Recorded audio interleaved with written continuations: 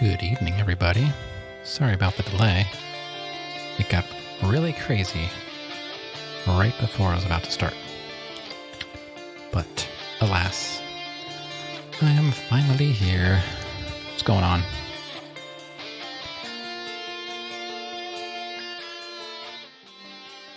Turn it down a little bit. What happened? A bottle fell off the counter in the kitchen and smashed on the tile floor right before I was about to sit down and start. And I started the stream to run to the bathroom, and when I checked, it said, "Be right back." I was like, okay, so it's just pretty much starting out as terribly as it possibly could. So here I was all excited to start playing, and I've got extra time because my daughter does not have school tomorrow, and I'll probably end up streaming the same amount of time anyway.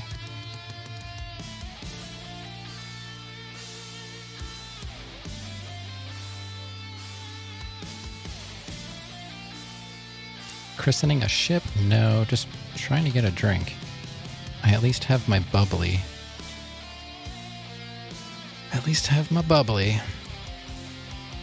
All right. I guess we'll just get right into it. This is probably going to be like kind of boring because I want to go and try and read some of that lore in the computer Jordan.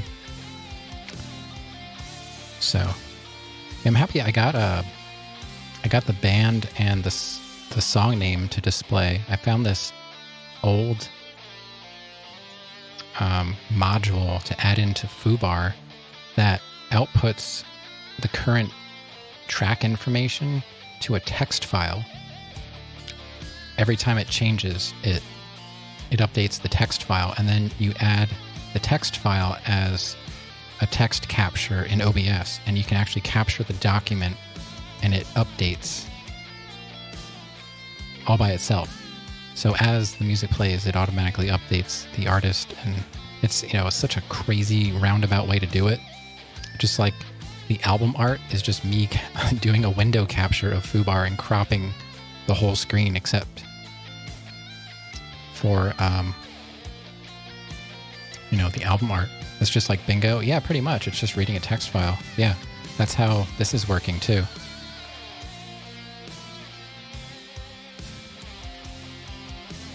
All right. Wish I had a better way to fade this out. I don't have like a mixer, so I'm just gonna have to use my mouse.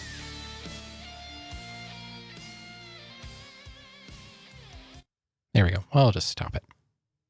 I don't really have a good way of doing that.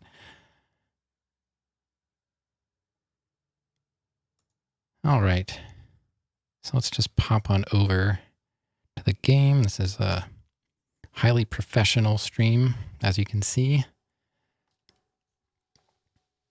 Snatcher's ready to go. I think that's it. I don't know why I'm hearing like static. I was hearing like weird. Why am I hearing static now? Like when I talk, I'm hearing static. It's very strange. It doesn't usually do that. I don't know. Let's go.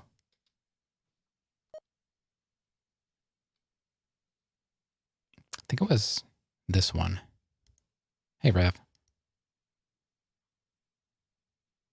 Am I regretting your decision to mod you?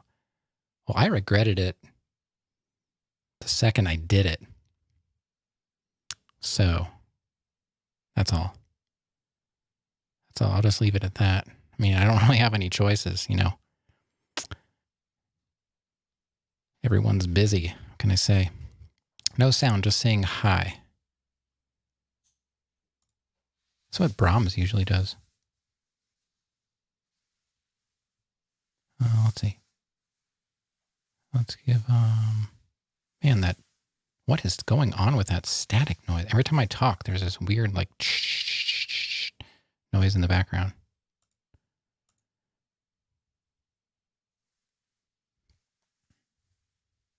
All right, Rav's going to go take a shower. All right. I don't know what that noise is, but It's bothering me, and I wish it would stop. So let's start. Yeah, this is all the same. You hear it? I don't know what's going on. It's every time I talk, it's like shh, shh, shh, shh, shh. I don't know. Is it doing it now? It's not really doing it now. I don't know. There was an update for OBS today that probably ruined everything, along with everything else that's been going on.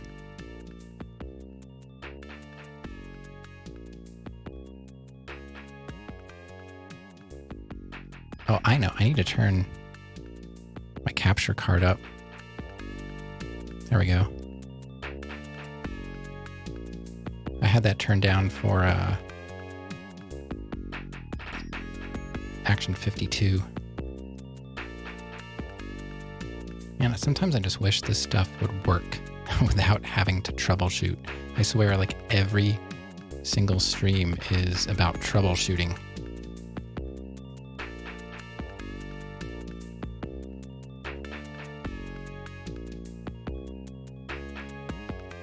Yeah, it's kind of like that, but it doesn't make sense because there isn't normally any static noise like that, even if I turn the gate off, because I do have a gate, but it's all hardware. You know, my mic preamp processor has an expander gate built in. Those knobs have not moved. The knobs have not moved. I'm just going to blame OBS. And I'm sticking to it. So where were we? I don't really remember.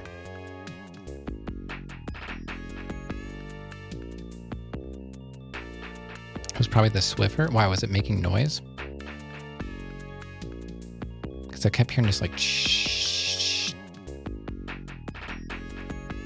Oh, and then it stopped. Okay. Well, I guess we solved that problem. I'm gonna say that's not something that normally happens. All right. Well, thanks for coming, everybody. That was a great stream. I'll see you all some other time, or maybe never.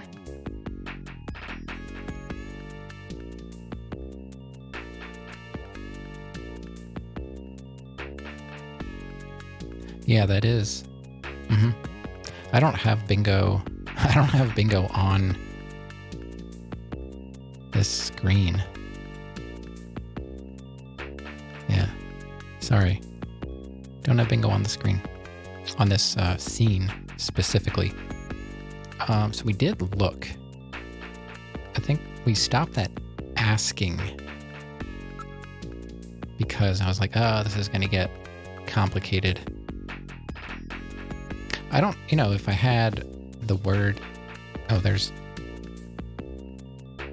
that noise again. It's probably the Swiffer. I vacuumed the dining room and then Granddaddy vacuumed the kitchen because they're kind of connected. But there's a carpet in the dining room, so I did that while she stayed in the kitchen where the glass was broken, and then we swapped it around. And now she's Swiffering. And glass goes everywhere. I broke a plate one night, and it took me like over an hour, I think, to try and clean up. I was just trying to have like peanut butter toast, and I dropped the peanut butter jar on the plate. A glass jar on the Corningware or whatever it is plate. How big is the bottle? About 750 milliliters. Had about maybe a third of the liquid in it. Investigative procedure. Let's ask about that.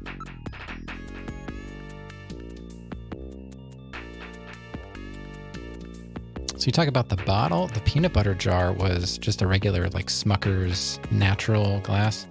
The bottle that fell on the floor was a 750 milliliter bottle. Glass peanut butter? It's not my choice. But it is like Smucker's natural, so it's just peanuts and salt. So I'd rather go for the glass jar with fewer ingredients. You know, it just tastes good.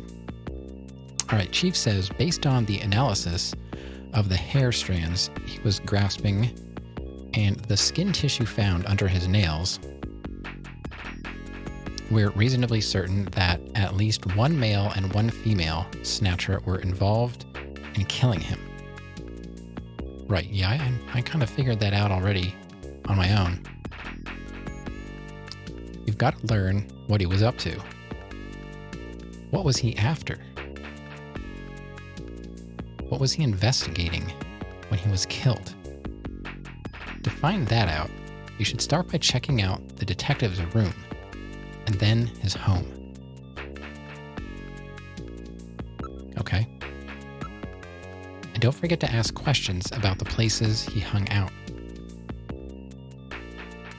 That buffalo meat he ate may offer some clue. Check out places that serve buffalo. You may find a witness. Don't forget to use Jordan's ID file.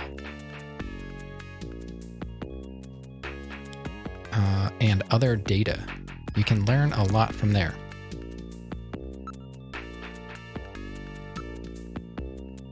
If you run into any other problems with the investigation, come see me. I'm not here just for the fun of it, you know. You need to find out what Gibson was up to. Check out everything you can about him. You have to check what he was checking. See what he was seeing. That should let you figure out what it was that he was after. Why don't you try searching the detective's room? Yeah, I will. I'm just trying to get through all of this stuff first. Calm down. Okay, I think we're through that. About Gibson. He must have learned something important about them, but he didn't tell me a thing. He never said anything unless he was absolutely sure of himself.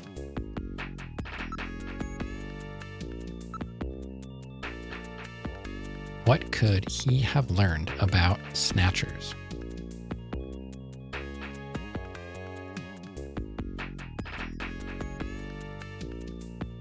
I wonder.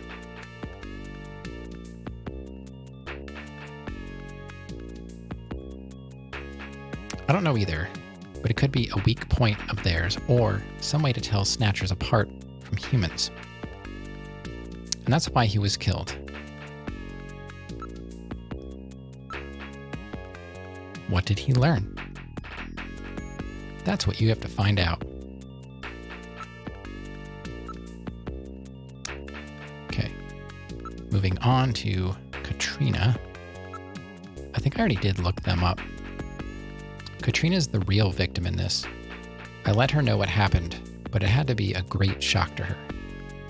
We show her the pictures of her decapitated dad. Katrina, you mean that girl who's doing the modeling job? I'm worried about her. I want you to check up on her later. It'll be a good chance for you to check out what Gibson was up to as well. His house is out in the northern suburbs. You should go and check up on her. I don't know.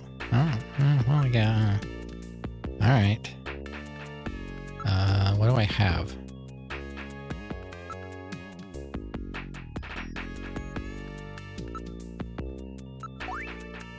I wonder what search the house means.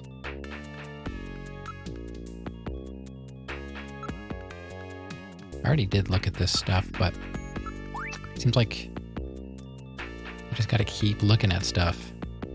It's an exceptionally old antique. Show evidence. So what was Gibson trying to tell us?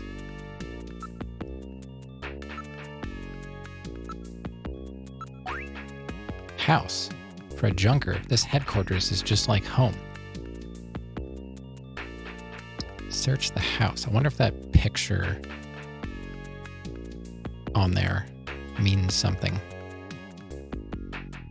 There's like a square and a rectangle and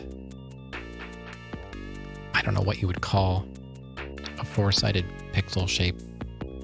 It's like just a little square. I don't know. See, I keep going in here and I keep getting different responses, so I feel like I have to just keep... Okay. It takes a while to get there, too. You gotta go through a lot of menus. Key. We don't use those around here. At least, not standard issue, anyway. Okay. What's that junk?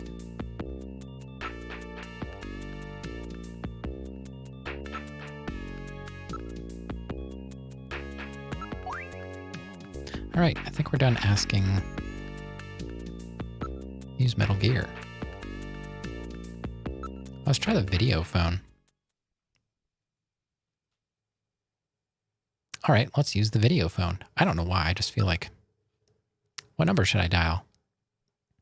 Oh. I don't think I have any numbers.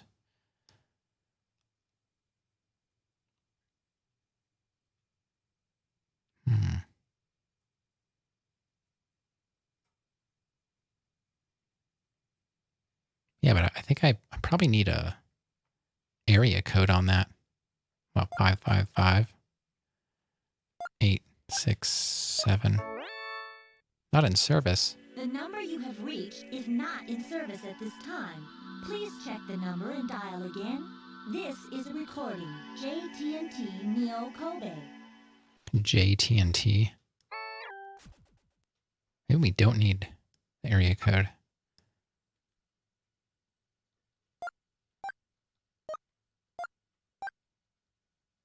Oh. I can't even get it all in. Is not in service at this time. Please check the number and dial again. This is a recording. JTNT Neo Kobe. Okay. I still find it incredible that this is a Sega CD game.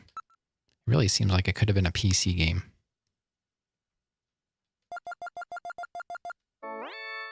I don't know. I was just trying anything. The number you have reached is not in service at this time. Please check the number and dial again. This is a recording. JTNT Neo Kobe.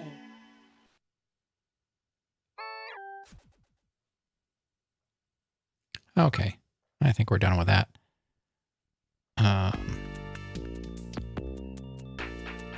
don't think there's anything else to do here, so I'm just going to save.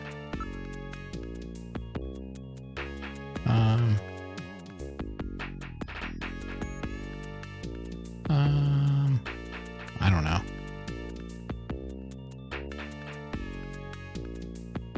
Does it really matter? I guess I'll just go back to 1.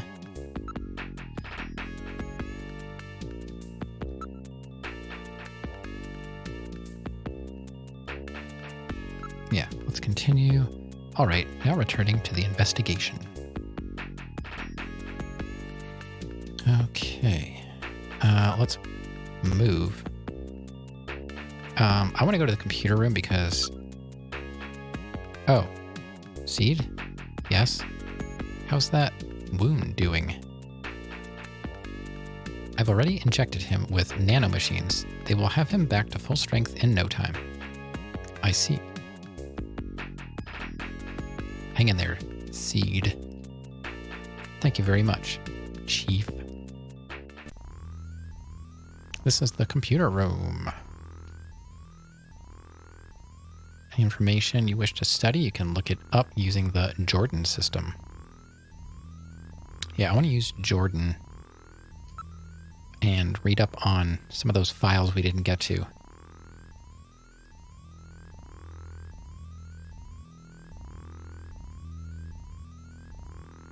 Use card. Yep. What sort of information do you need? Load fact file. Now, where did we leave off? think we read all of these. I think, right? Just take... What else was there? There's history concerning junkers, snatchers.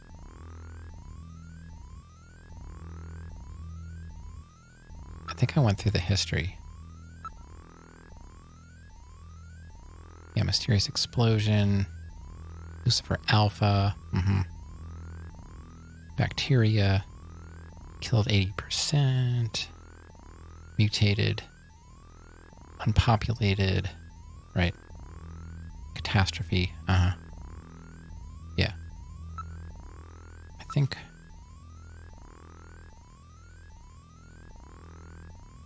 Yeah. I think we read through all that, too.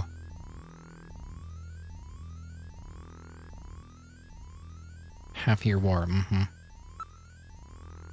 Siberian neutral zone.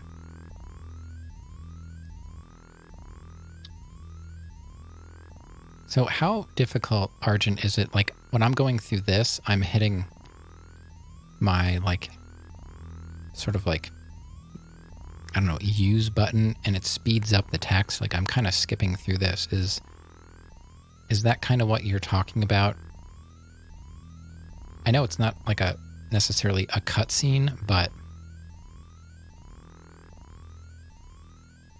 it's like I'm able to skip through this stuff. But I was able to do that in the first place. I guess what you're talking about is, like, say you encounter something for the first time. There's, like, a mandatory cutscene. And then after that, so it has to be saved somewhere that you had that encounter.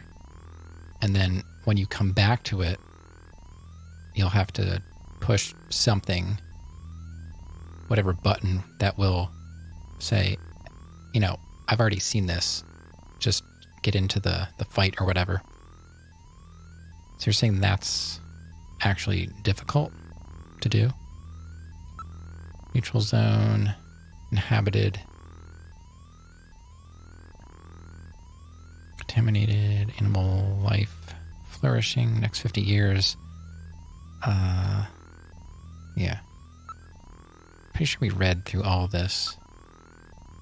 Elimination of nuclear weapons, beginning with INF.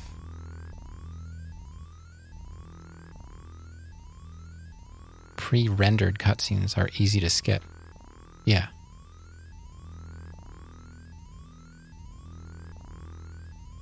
Okay.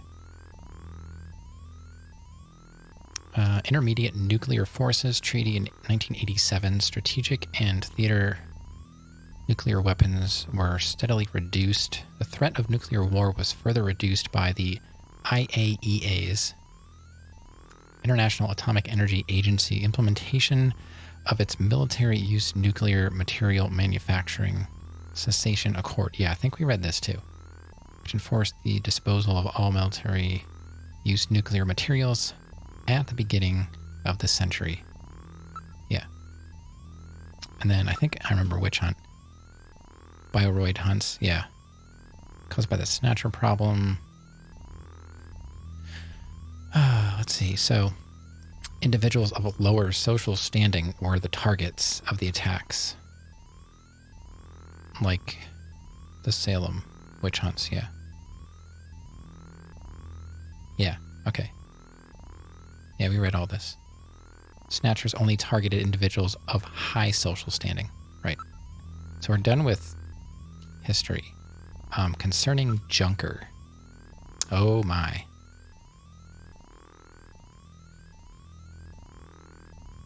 So that's concerning Junker, concerning Snatcher. Man, there's so much stuff here. But it seems like it's necessary to go through. If the cutscene is being calculated and played out in real time, you have to keep track of every single thing that may or may not have happened. Oh, yeah. So you have, like, if you're taking into account of, like, even, like, what the character is wearing, if you want to keep it accurate, because I've seen games where it'll play a cutscene and it's just a generic character stand-in. It's not like your actual character. And I guess you'd have to keep track of like any other dialogue dialogue trees that may have happened. Like maybe you didn't actually exhaust a tree, so there might be something in there that would change the cutscene. That's probably pre-rendered. Yeah. Well, I guess concerning Junker, I don't know if we read any of this or not. Official name. Yeah, Japanese Underwear Neurokinetic Elimination Rangers. I think is what we were talking about when we first encountered that. Chronology. Formed in 2047 with a Snatcher problem.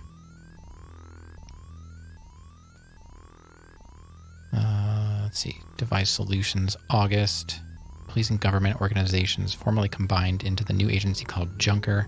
We may have actually read this too. Junker Agency Organizations. Let's see. Staff classifications: Chief, Engineer, Operator, Runner, Investigator, and Navigator. Support Robot. Junk Team Engineer is responsible for development and maintenance of all Junker support equipment. Operator is responsible for management of data transmitted from the field by navigators, as well as day-to-day operations of HQ facilities. Chief is in charge of judgment of overall situation and assignment of duties to runners. Runners are responsible for carrying out actual investigation of Snatcher activities with the assistance of navigator robots. This post is exceptionally dangerous. Junk Team is responsible for cleanup and data gathering at sites where runners have dispatched Snatchers. You have to wait to shower now?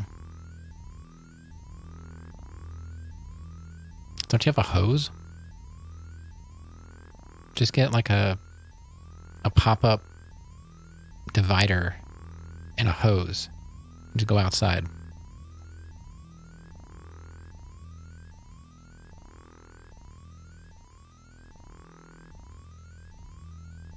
Oh, working on resume?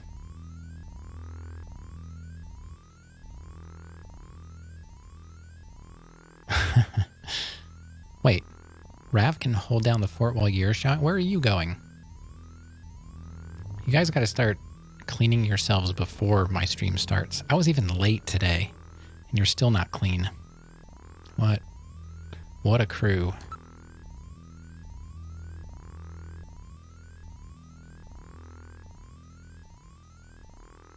To shower. Mm-hmm. You think your brother synced up his phone to your TV? Uh-oh. That could be bad. Let's see, Junker staff. Benson Cunningham is chief. Harry Benson is engineer. That's weird. What? What is the chance that you're going to have somebody with the first name Benson and the last name Benson in the same organization in a made-up game?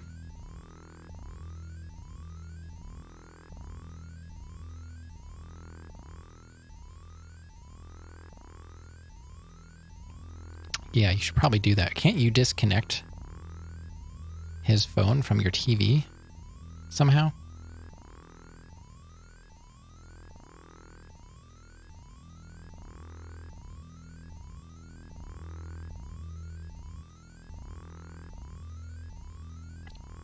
I know Rav's name.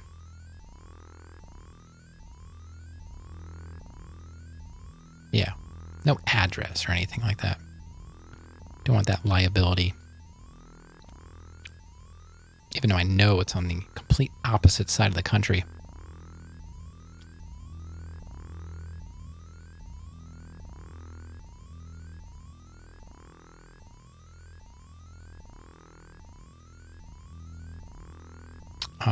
Engineer Mike Mika Slayton. Operator, Gillian Seed.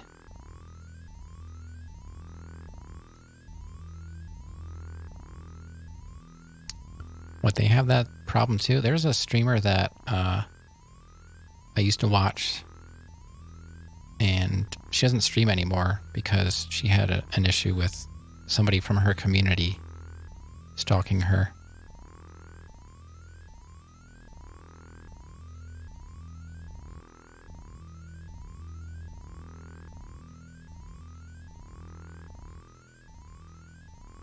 I haven't seen her in quite a while. She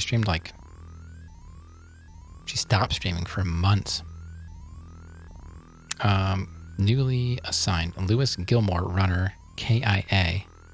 Sergio Grazio, KIA.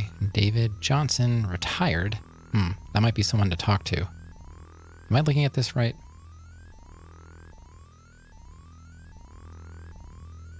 It's the title, then the name? Yeah. So is Schultz the one that's retired? I got confused.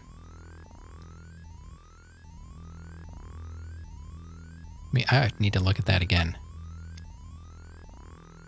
So name first, followed by their position. Okay. Let's look at that again. Name first. So David Johnson is retired. We might need to go talk to David Johnson at some point.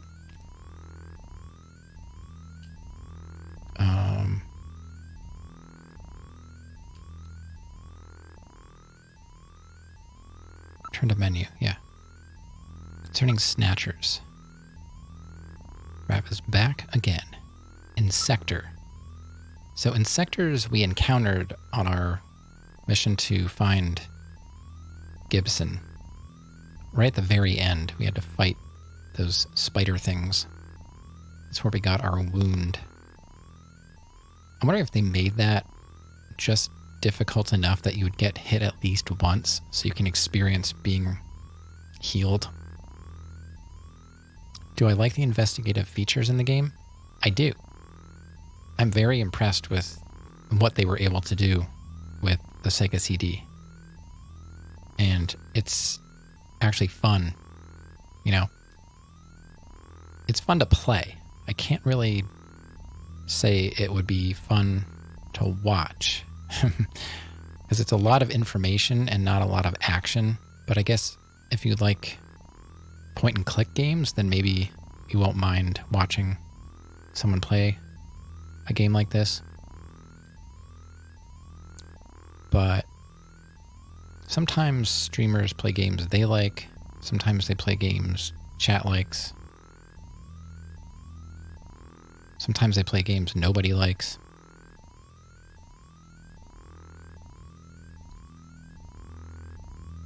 And, you know, rare chance that everybody enjoys the game. There are people that don't like watching Dark Souls. They find it boring.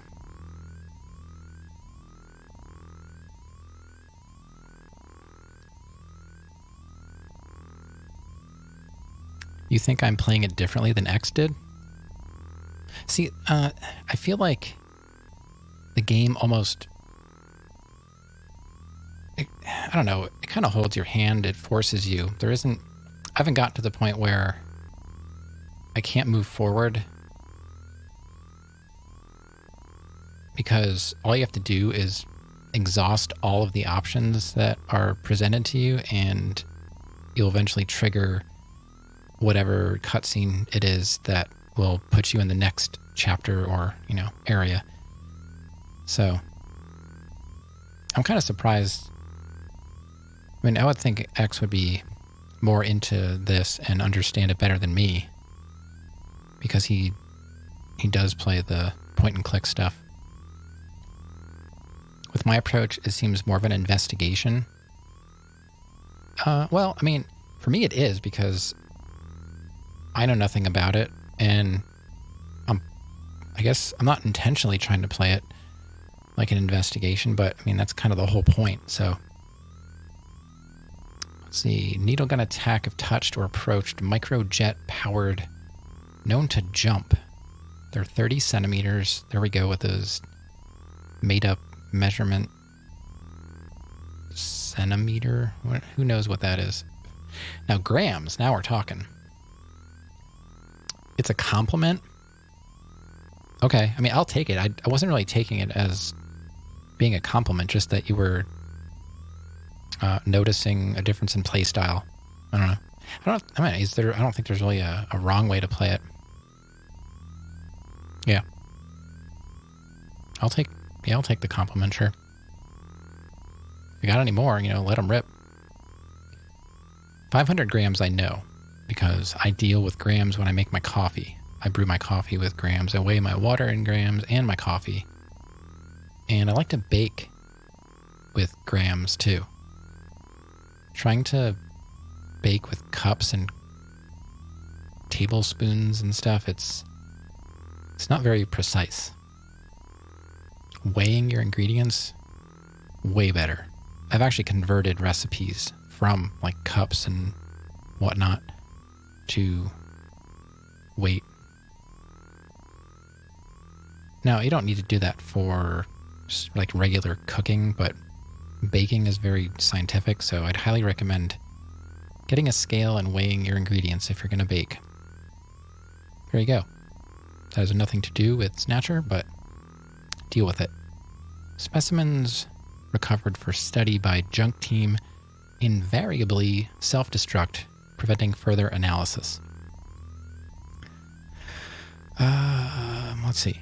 That was under Snatchers? Yeah. Okay. Distinguishing features. Could have gone a different direction about grams, yeah. But I don't know anything about that. So I didn't. Snatcher characteristics. Let's see. They operate almost exclusively at night and during the winter months. Huh? That's an odd detail.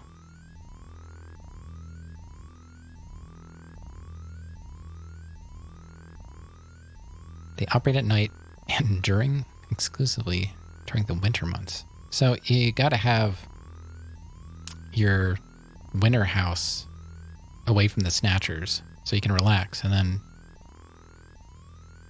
during the warmer months, you can go home and know that you're also safe.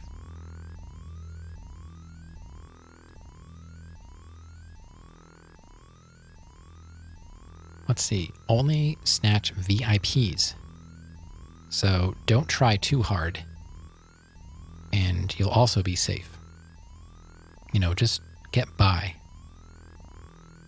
But also have a winter and a summer house. Their ultimate goal appears not to be the snatch itself, but secondary effect of it. Okay. So maybe like they didn't want to kill Gibson. They want me. So they want me for some reason. And I can't remember, but I think I have amnesia.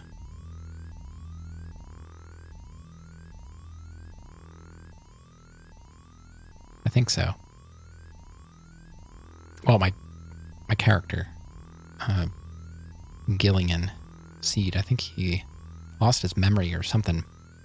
So maybe there's something the Snatchers know that I don't, and they're baiting me. See, that's a verification that it was actually a good joke. Because if it was bad, chat would be dead as usual. But you had to go out of your way to say it was terrible, knowing that it really wasn't. Boom, roasted. Targets are restricted by their physical size. While they can adjust the size of their major body areas, these adjustments are limited. Okay. I'm just going to move on. As such, their victims are exclusively persons of 150 to 180 centimeters in height. I don't need a conversion on that. I have no idea what that means. There's what, 3 centimeters in an inch? Something like that. So if we multiply that, 75. So that 150. So they're like, they have to be like over 6 feet tall. I don't know. This makes snatching of children, the elderly, etc. impossible. Okay. I really like the computer alarm going off constantly. It's definitely not distracting. It allows you to focus on your work. And it also trains you to ignore alarms.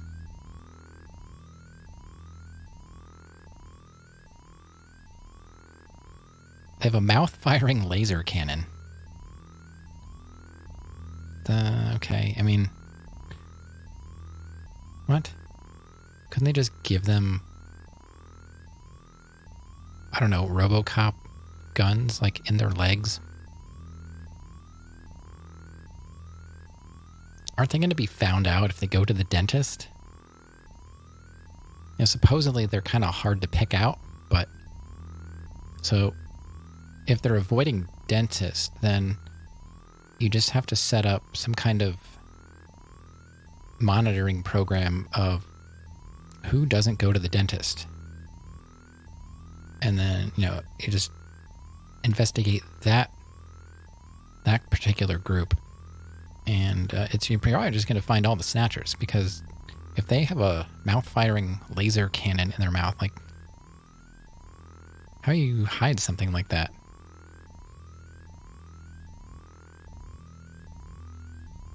Weak point. Thin slit portions of their skull armor, which make head size adjustment possible. This is something that a child would come up with, you know, in a way. I wonder how I have to look up how old Kojima was when he made this. I know it wasn't his first game, so he wasn't a child, but it seems like something that if you're listening to a kid like tell a story about some bad guy they just made up, it would be something like this. It's not necessarily bad, it's just, I don't think most people would think of something like that as a weak point. It's very specific and interesting. I like it.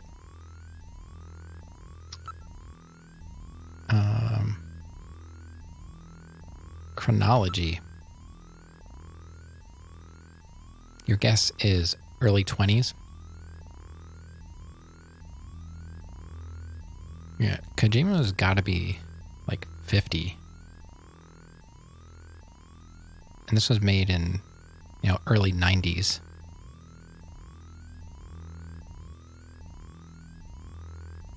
So, probably. I don't know enough about him to like, you know, I don't know his birth date or anything, but I think he's probably around 50 or so.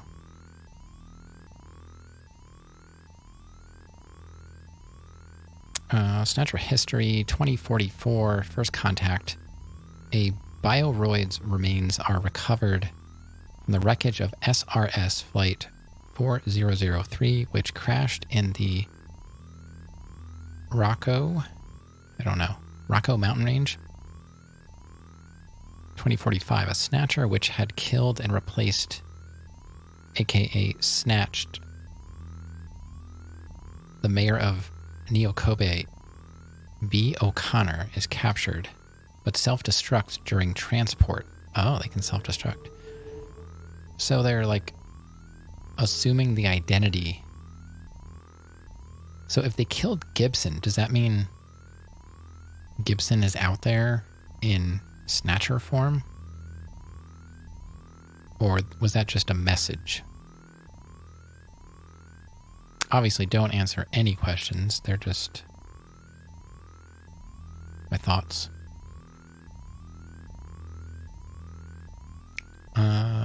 In December, Neo Kobe is thrown into a panic over the problem. The witch hunts take place as people try to uncover and destroy imagined snatchers.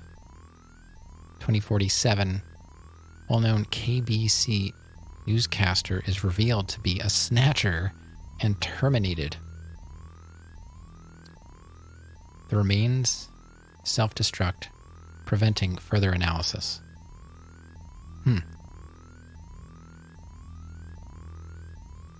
November 2047, the leader of a prominent revolutionary religious group is determined to be a snatcher. During pursuit, the snatcher's car crashes, destroying it in the resulting fire.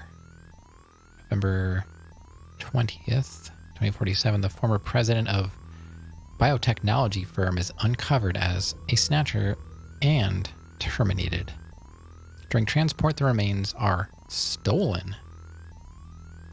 Wonder how you can prevent them from self-destructing.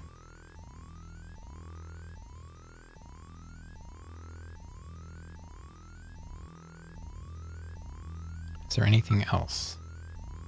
Bounty hunter. Need to grab a sip. This is a lot of reading.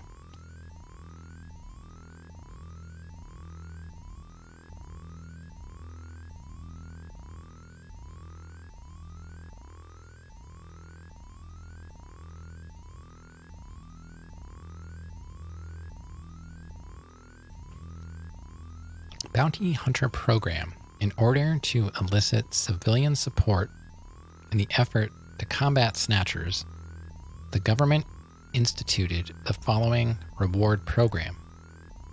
All eligible voters of Neo Kobe were given the right to register as bounty hunters.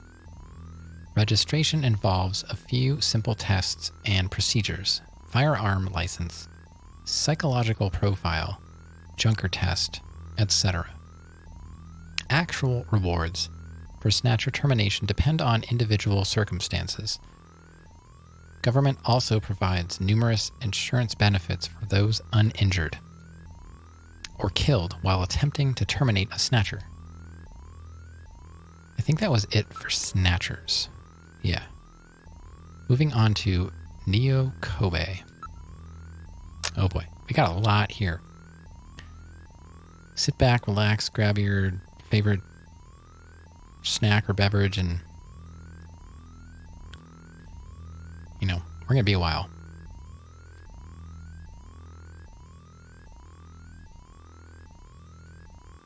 Neo Kobe data. Yeah, I think you finished that already, right? Neo Kobe city statistics. Total population 5.83 million. Let's see. Ethnic groups: Japanese, Chinese, American, West European, East European, Hispanic, Jewish, Philippine, other. Unregistered population 1.2 million. An undetermined amount of area. Okay, so that's not Neo Kobe history. Development of the city. Construction to link major man-made islands of the inland sea begins near the end of the 20th century.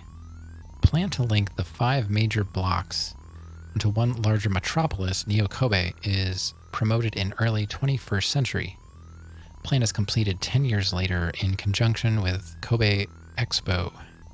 City launched as a major new hub for Asia and experiences heavy immigration. By 2045, the city becomes known as Neo Crowbar due to its infamy as the city with the world's highest crime rate. Neo Crowar. There's another one of those, like, kid details. It reminds me of Sour Kool-Aid shows stories that he made up when he was a kid. Man, imagine the games that he could make with Kojima.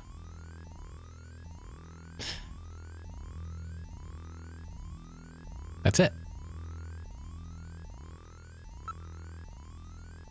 Okay. Bridge. Kobe Bridge. Complete quarantine of Neo Kobe is launched on December 1st, 2047.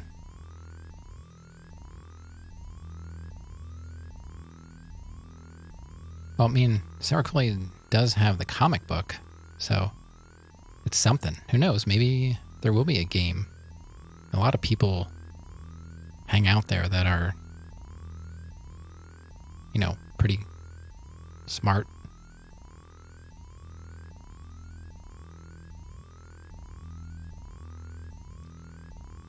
Let's see. Launched on December 1st, 2047 as a method of preventing the spread of the Snatcher menace. All land, sea, and air links to the city, except for Kobe Bridge, are cut and patrolled by the military. Passage over Kobe Bridge requires a government-issued pass and numerous thorough checks. Okay. Now, because this is a computer, I don't have to go over everything 10 times, because it's just actually reading the information. So that's kind of nice. It's a little bit easier to keep track of where I'm at. Except for some of these menus are deep.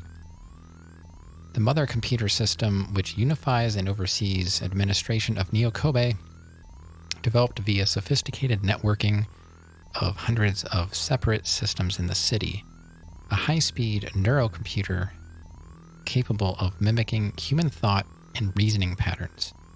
Maintains extensive files on all individuals, corporations, and groups within the city.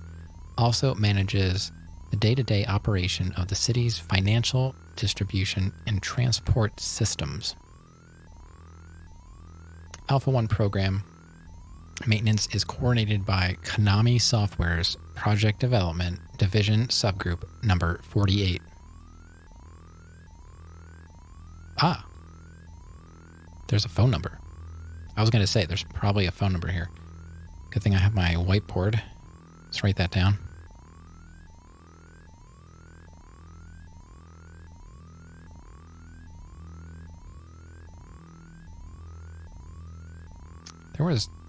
There's another piece of information there that I want. It was it said like pound number 43, I think. Just want to make sure. Yeah, subgroup number 48. I'm not sure that matters.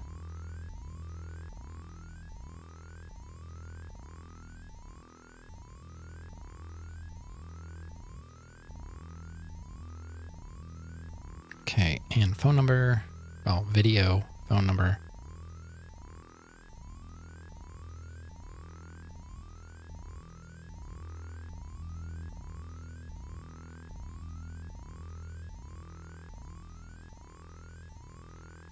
My dry erase marker isn't really working very well, but I can read it. Okay. What's next? Snow 9. A crystalline form of pollen created using genetic manipulation techniques. And I need another drink.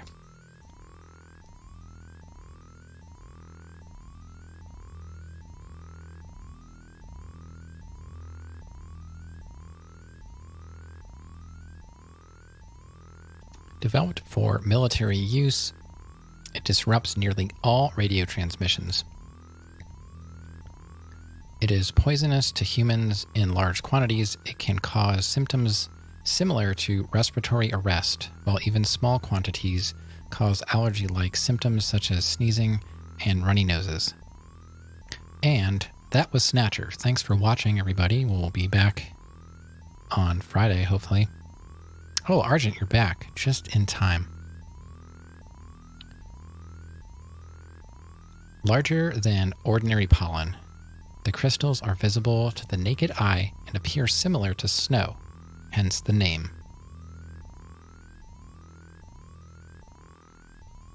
Yeah, Rav's he's got his family to deal with as far as like using the bathroom. He's got at least mom and brother. Not falling for that one again? You will. You will. Usually his brother bombs it, and then he has to wait for it to clear out. Pollen creates environmental problems as well, and vegetation producing it was destroyed in large quantities after the war to avoid them. Nevertheless, it is re-emerging in tropical regions as well as those subtropical regions where water supplies are plentiful, such as near rivers. At present, the only known area affected in Neo Kobe is the vicinity of the Ina River, as the pollen appeared in Neo Kobe only after the first presence of Snatchers was confirmed.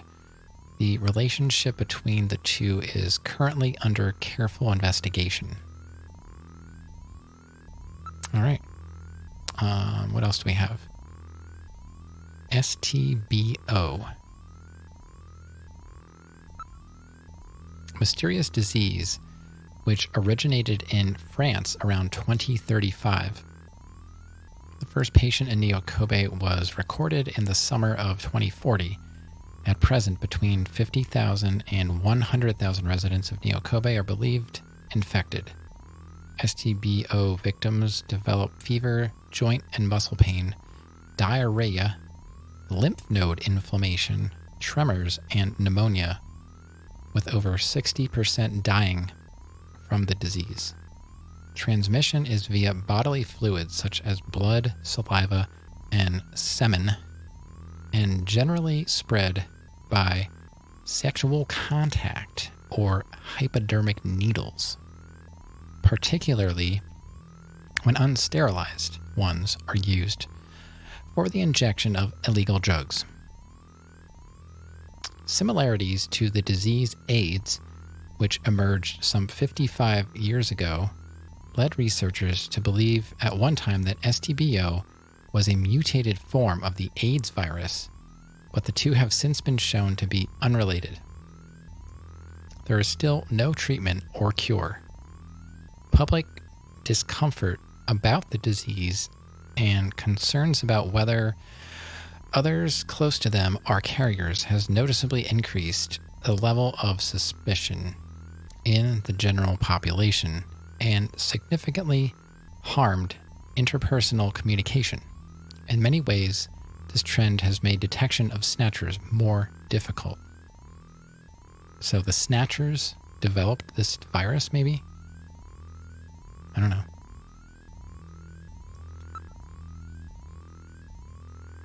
Liquid Sky. Liquid Sky, a recently developed new type of hallucinogen derived from alkaloids. Usage via injection, either under the skin or directly into a vein. The drug directly stimulates the user's nervous and limbic system, creating a strong sense of excitement, as well as hallucinations. Additional effects include lowering the user's sensitivity to feelings of worry, doubt, and fear. The drug soared in popularity among young people during the late 2040s. Am I a Snatcher? I would tell you. Yeah, sure. I would definitely. Meet me at the specified location that I DM'd you, and we can talk about it. Regular use causes changes in brain tissue synapses, which can result in impaired nervous function if use is prolonged.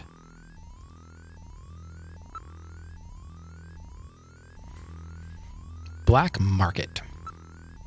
The underground market in Neo-Kobe.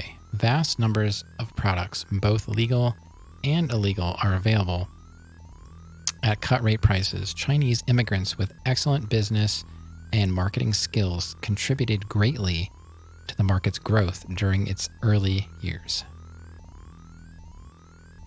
Some experts believe its size now exceeds that of the regular marketplace. The market had mainly served to meet the needs of immigrants from the mainland and illegal aliens, but the wide variety of merchandise and low prices now attract many regular customers from the general population, severely hurting the business of traditional merchants. The largest organization in Neo-Kobe in the market is the so-called Plato's Cavern area. I think that was it for Neo-Kobe. Yeah. Okay. Transportation, culture, science. We're like halfway through. That's great. And, we're only in hour and a half, and a good half hour of that was me playing the wrong scene and music. So, moving right along. Concerning transportation. Tube liner. A linear motor train utilizing superconducting magnets for propulsion. The system was the backbone of transportation in Neo-Kobe for 30 years after the war, but was scrapped due to the spread of slums in the south and the introduction of automatic traffic control via central computer. The original plan was for trains to travel in near vacuum tunnels to reduce air resistance to almost zero, but high costs and the weak foundations of the reclaimed land in the city prevented realization. The abandoned tunnels of the system still exist. Demolition efforts have been hampered by property ownership disputes and the weak foundations. Automatic traffic system. A system which maintains the entire transportation network of Neo-Kobe, including land, air, and water routes via direct computer control of the traffic flow by the Alpha 1 mother computer system. In particular, the system's ASV, automatic safe vehicle routines, work to prevent traffic accidents and congestion. They have boosted the efficiency of ground transportation in particular, to levels not dreamed of in the 20th century. The system has eliminated the need for public transportation.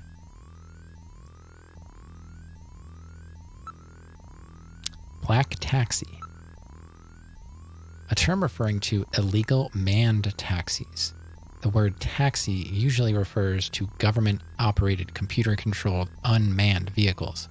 However, such taxis requiring personal identification to board only operate in areas designated as municipal data administration districts. They generate records of where customers board and get out, thus making their use impossible or impractical for many immigrants and illegal aliens. On the other hand, black taxis require no identification and will go anywhere, making them extremely popular. Okay, as such, government officials have decided that the black taxis, though illegal, have formed such a sophisticated organization throughout the city that they cannot be ignored any longer, and plans are being studied which would legalize their operation. Down with taxes. Man, there is a lot of information in this game. I think that's it for transportation. Yeah, taxis. Taxes too. I mean, but we kind of need taxes, right? I mean, how are we going to fund projects?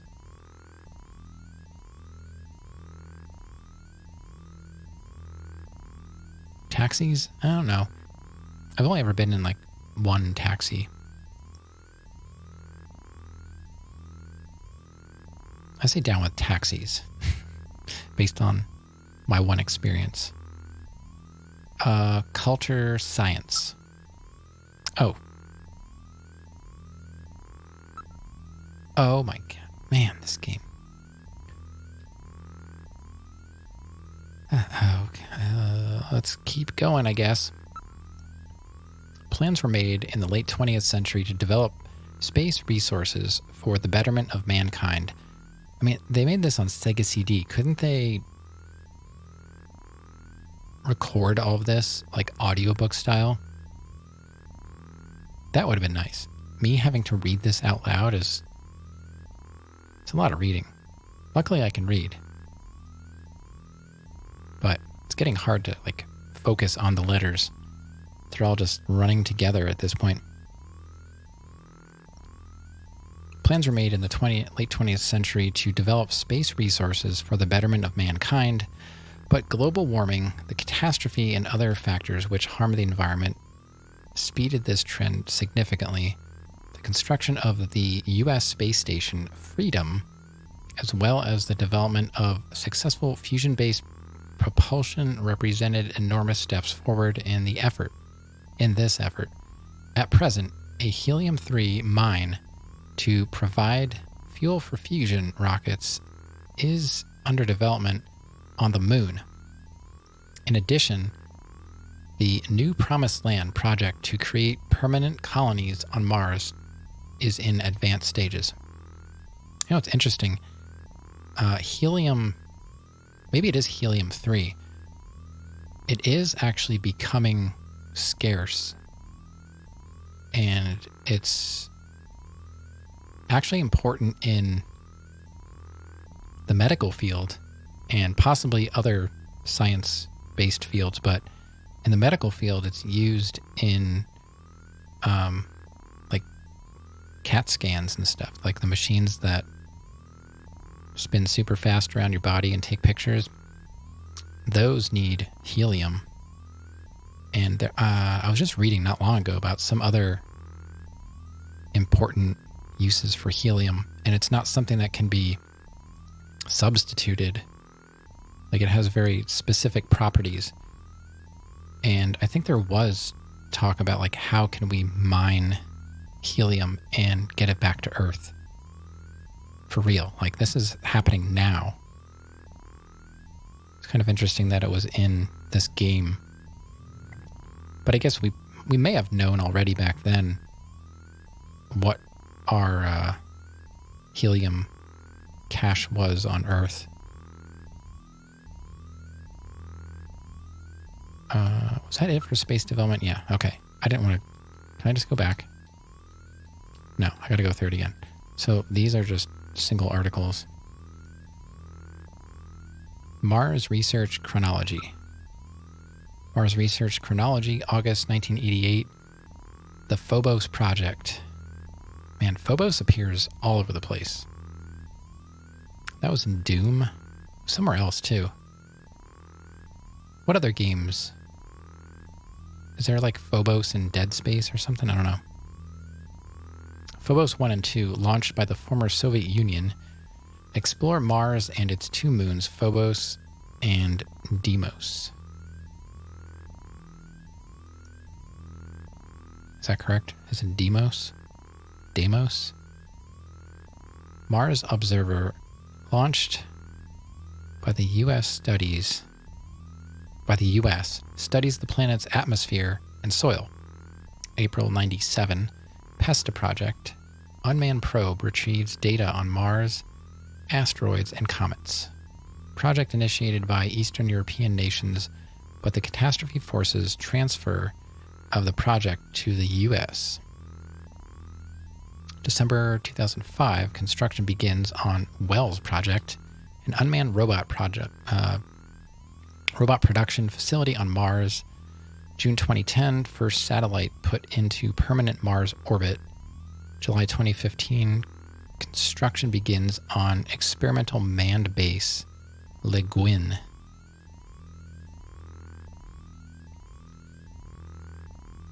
November 22. Hey, that's where we are. construction begins on Mars spaceport. Moorcock? It's called Moorcock. Of course it is.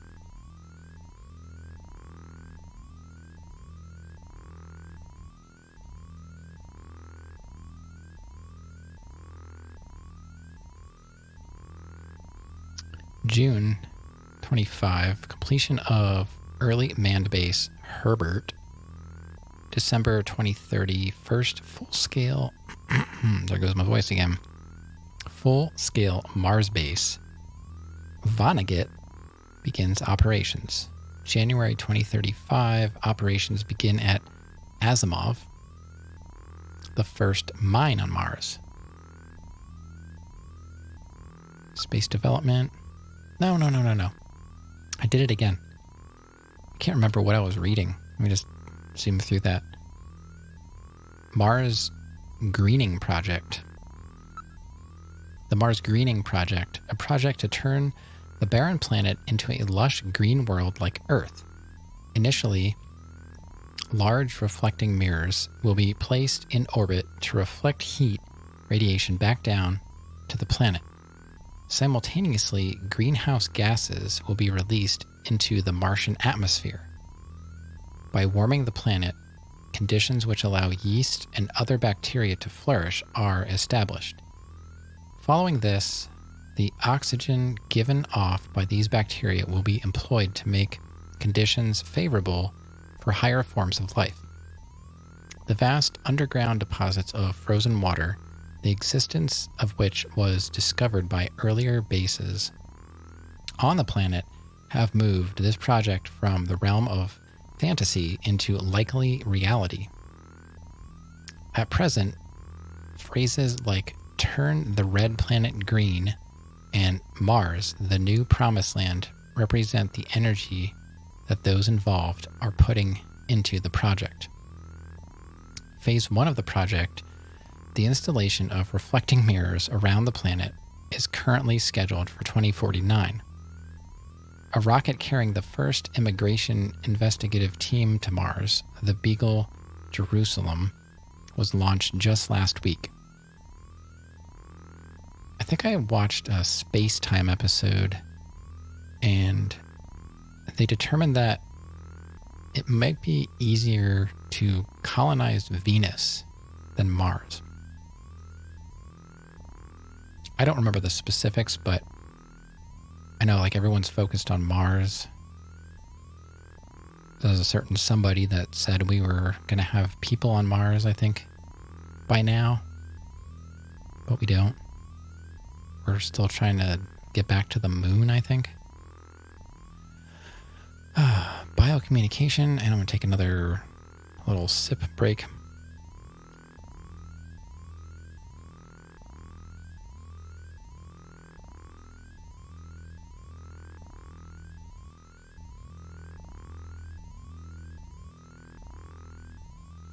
All right, biocommunication. Biocommunication, communication without language by mechanically detecting and encoding the organic responses of chemical and other products given off by living organisms. The technique is hoped to provide a way for humans to communicate with other species someday, but logistical obstacles have limited it to scientists' one-way observations at this point. PET scans of the brain, I guess you could just say PET. PET scans of the brains of vertebrates using these techniques have led science to a nearly full understanding of the structure of these animals' consciousnesses.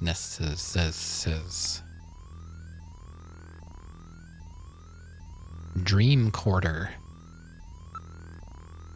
Dreamcorder, a device. Good night, Granddaddy. You're welcome. Dreamcorder, a device for recording human dreams. Pickup of brain waves allows for playback which recreates distinct sights, sounds, and physical sensations. However, regulations prohibit playback by other than a licensed counselor or psychologist. Recordings are not legally admissible as evidence in a court of law.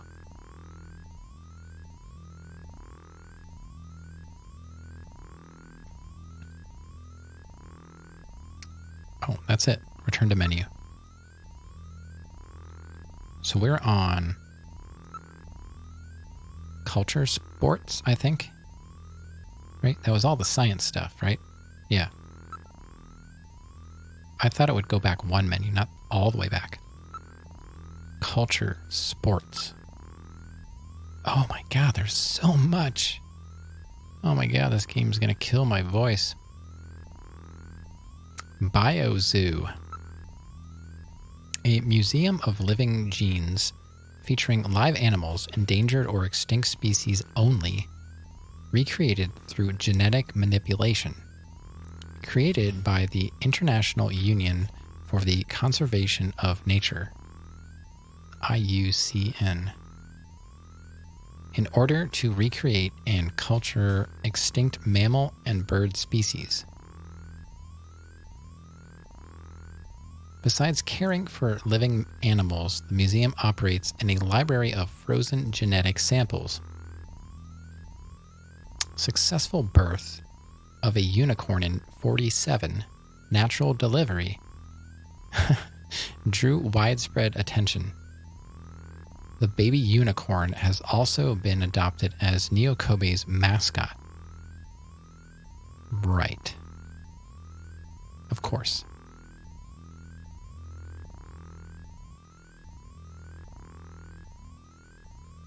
Robo Musical. A musical performed by humanoid robots, as each robot's expressions and movements are sampled from actual actors. There is virtually no difference between their performances and that of live actors. The popularity of this art form no doubt lies in the technology's ability to change the performers with a simple software modification, including the ability to inject long-dead classical actors into modern roles. The big hit of 47 has been The Phantom of the Opera. Okay.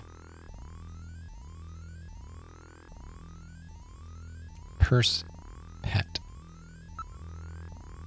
Genetically engineered marsupials which function as pets or handbags.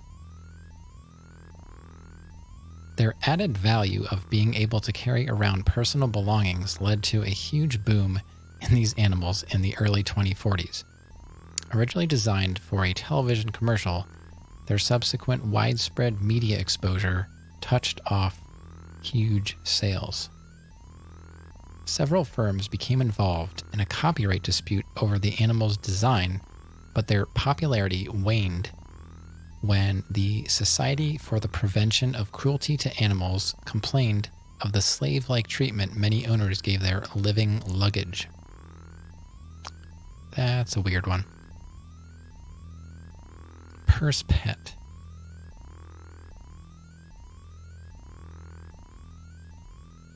Is that supposed to be like a twisted Pokemon? I mean, you can probably store stuff in the Pokeball, right? With the Pokemon?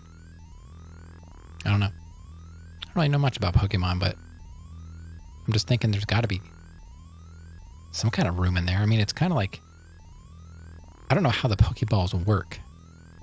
It's not just like the animal is squeezed in there, right? They're kind of like magically coded and saved in the Pokeball.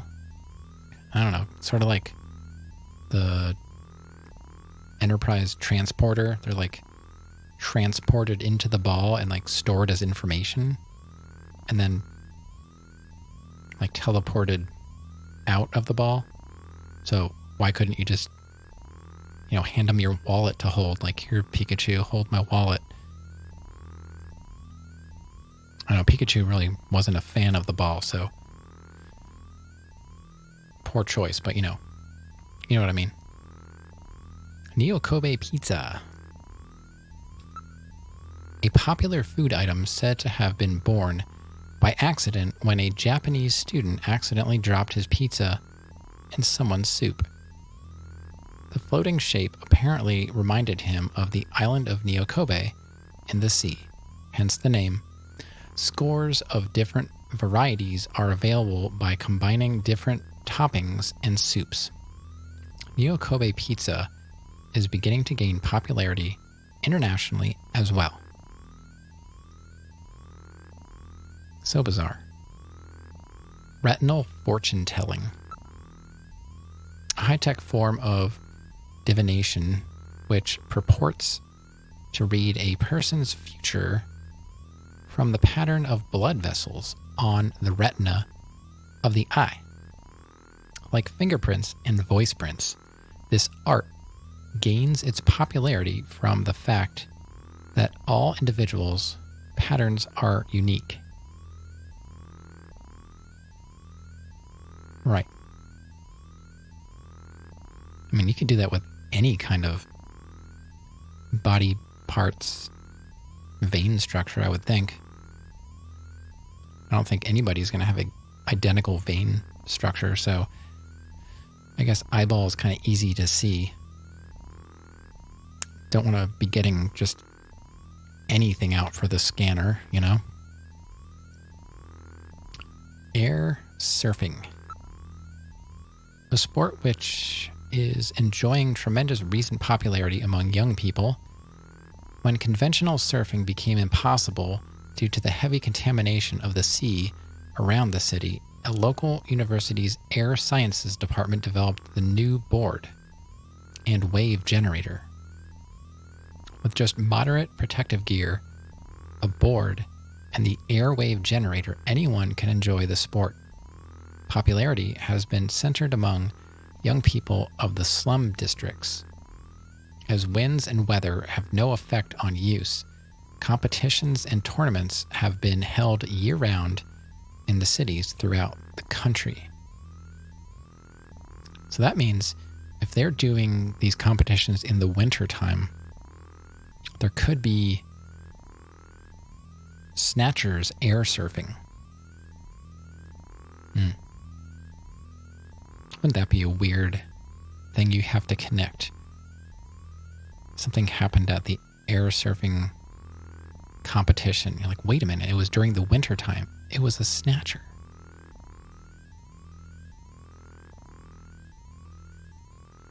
Dragon horse.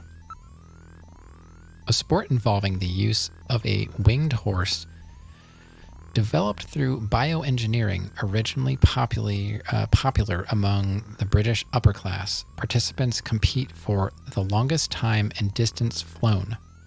Developed from ponies, these dragon horses are only capable of 50 meters or so of continuous flight.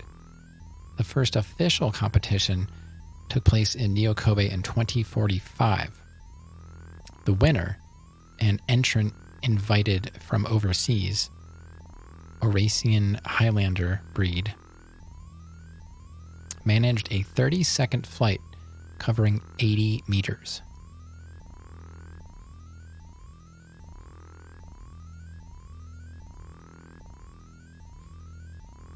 All right. All the way back.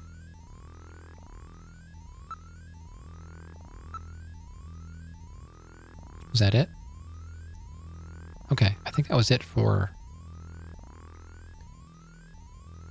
culture science. We still have politics. 1, 2, 3, 4, 5 files on politics, and I think we're finally through everything. And it's only taken about 2 hours. Not quite. Like I said, I started late because of things.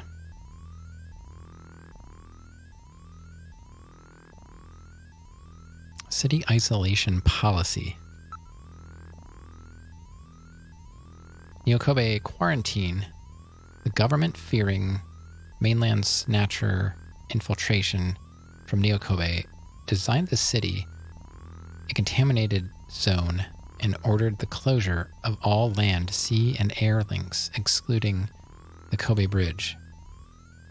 The policy was enacted on December 1st, 2047, while the policy appears to have so far prevented any spread of the problem to the mainland. It has exacerbated the isolation of the city itself without contributing to a comprehensive solution to the Snatcher menace. Right. I have no idea what I just read.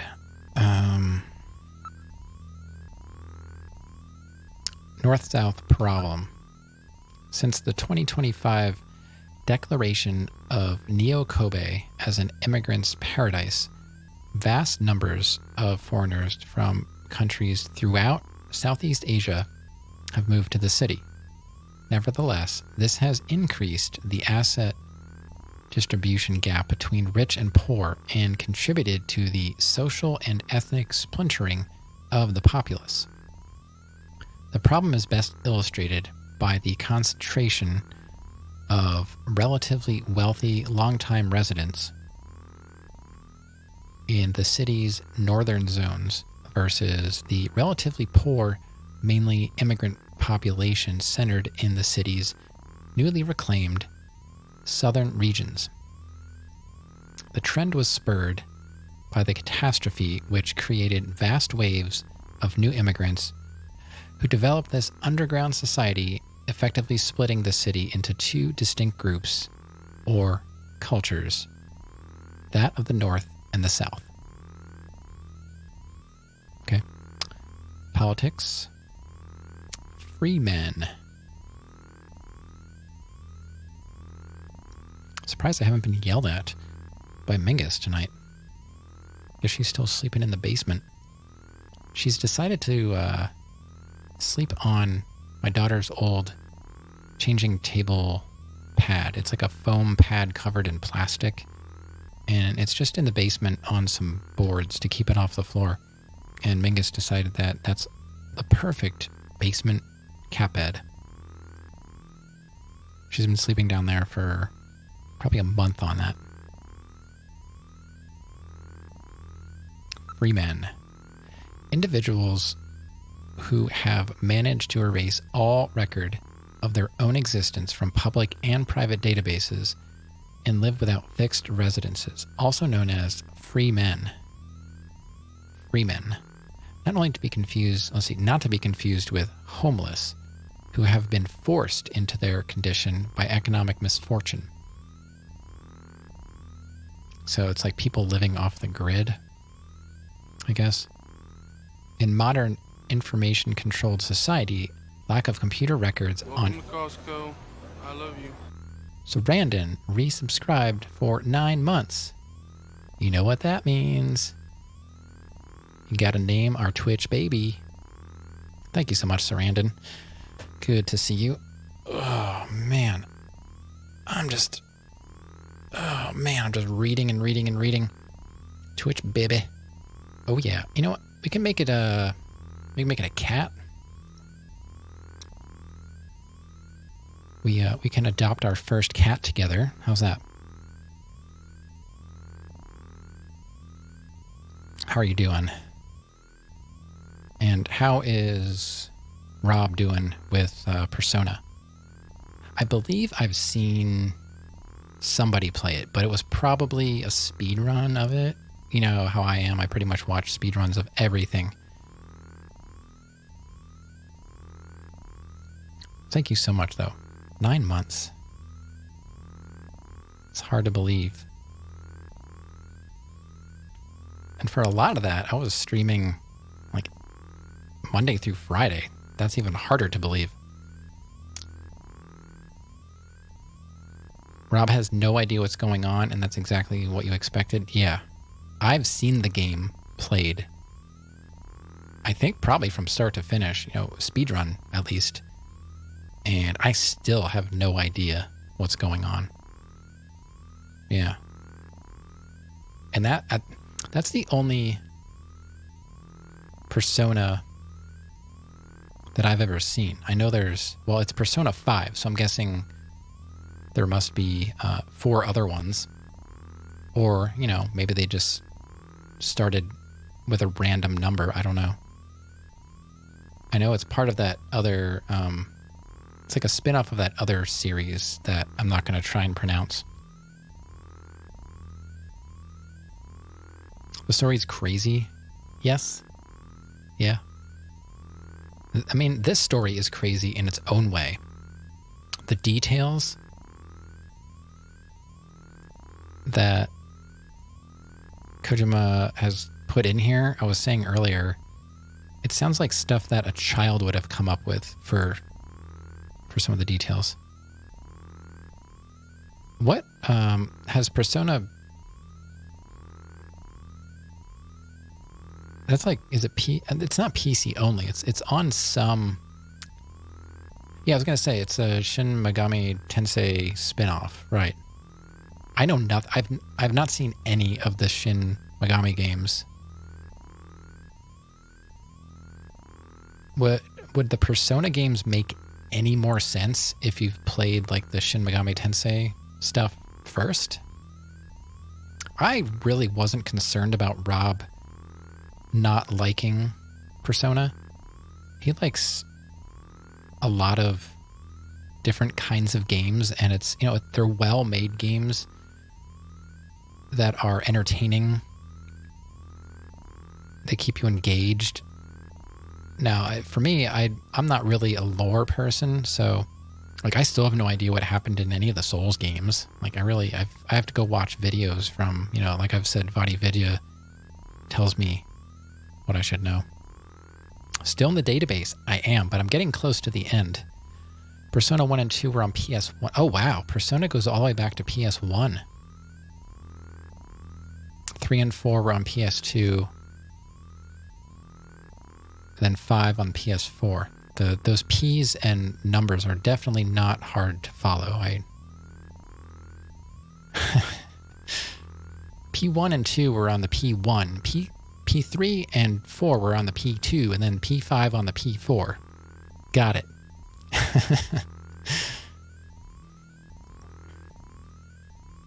Perfect.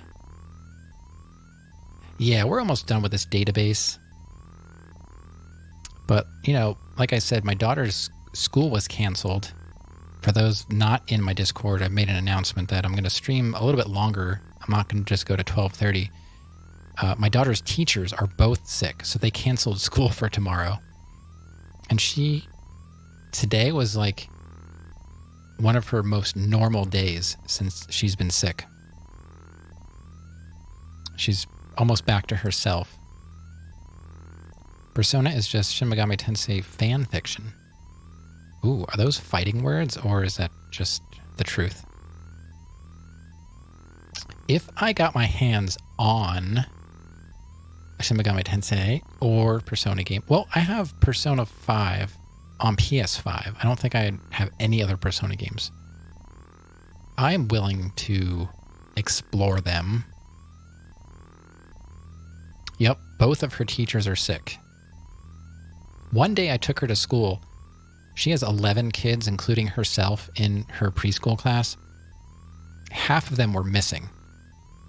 And then, I don't remember what day that was. If that was on, she goes Tuesdays and Thursdays. And then on the next day, I think is when it was like right after that, she got sick. And it took 2 weeks. It wasn't like, you know, debilitatingly sick. She wasn't like hospitalized, but congestion and coughing nonstop. Like she was crying all the time because she said her cough was hurting every time she had to cough because it was nonstop. But the funny thing is she went to the doctor a week into being sick just for a checkup, and she was really not bad. And then it like ramped up after her doctor visit. So I hope her teachers don't get as sick. And Granddaddy, Sparkle Horse, is also sick, but she's only in like her first week. She doesn't seem as bad today. It seems like she's getting over it. I have been fine. I've been okay. I haven't felt really anything You haven't given her anything with sugar? She's been eating Halloween candy every night for a special treat. We did cut out milk and dairy, so she hasn't had dairy until today. I introduced dairy again today. But we kept her off of dairy for the whole week. And just, she's not really big on juice, but she was willing to drink some juice and water in place of just the milk. But, she kind of needs the milk for the calories. She's tall and skinny like me, so she needs to eat as much as possible. She really wasn't eating all that much for a while. She's finally got her appetite back. So she's moving in the right direction. But she's not really she's not a big junk food eater. She eats probably better than I do, really. I make sure I give her good stuff, and I eat all the trash. Not really, but cold stuff and drinks with sugar cause a lot of coughs.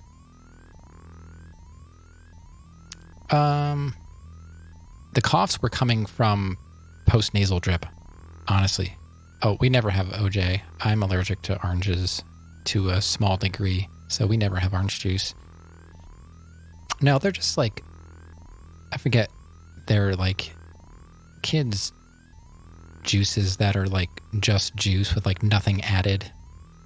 We don't give her lots of junk. Even if you offer it, if you say, would you like juice or water? She'll just say water. Sometimes she wants lemon in her water, but she eats well. She's healthy. All right, let's keep going with this. No one cares about this stuff. Let's play the game. I'm a streamer. I stream games here. Yeah, a long time ago you got 2 ads. Yeah. Sometimes I go into channels and I'll get 8 ads. I leave. I just leave and go somewhere else. Now, for some reason, when I watch on my Shield, my NVIDIA Shield, it doesn't play ads. So for some reason, they don't transfer over to the NVIDIA Shield. I only get ads on my phone and on my computer. Let's see. I don't know where we were here. Computer records on any given individual is tantamount to that individual's non-existence. You only stay if they're playing ad bingo.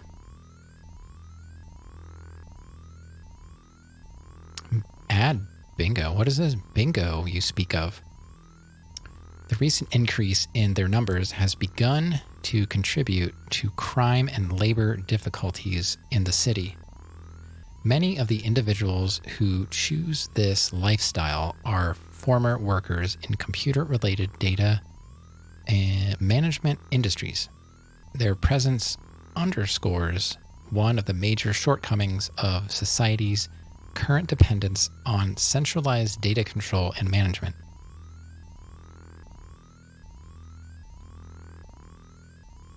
You're all right with getting ads? I honestly, Rav, if I could, I would completely turn them off. Now, I noticed Shrum, I saw his posting that he went with, 3 minutes per hour, and it gets rid of pre-roll. I can see that, if they're trying to push large sums of money at streamers to roll ads, if they were if you run 5 minutes of ads per hour, we'll give you $500. I'd be yeah, okay, I'll probably do that. I think everybody probably has a price. I like to say that, I want 0 ads, but I'm trying to think over my course of my 9 months or so, however long I've been streaming, ads contribute to almost nothing. I get nothing. I get $1. Sometimes it's 70 cents. I do like the fact that they dropped the payout to $50 because it's rather difficult for me to hit that $100 payout, and having to wait like over 6 months to get the payout. You know, if people are out there like relying on Twitch as a small streamer just to pay for anything, you're out of luck. Luckily, I'm not doing it for money, so that's fine. Yeah, they dropped the payout to $50 recently, within like the last month or so. I think the next payout's coming like next week or so. I've gotten one payout since I've started streaming, you know, in February or whatever. But, you know, I'm small and I don't push, you know, I don't do like subathons and stuff. Like, I hate that part of Twitch. Like, I just want to play games and hang out with people, you know? I'm never going to advertise. That's why I kind of stopped rating. I stopped rating. I don't, you know, then you get announced and this and that and follow this person. I don't know. It just makes me feel weird and I don't like it. Welcome to Costco. I love you. Sarandon gives a sub to Ravenous Lobo. Thank you, Sarandon. You the best.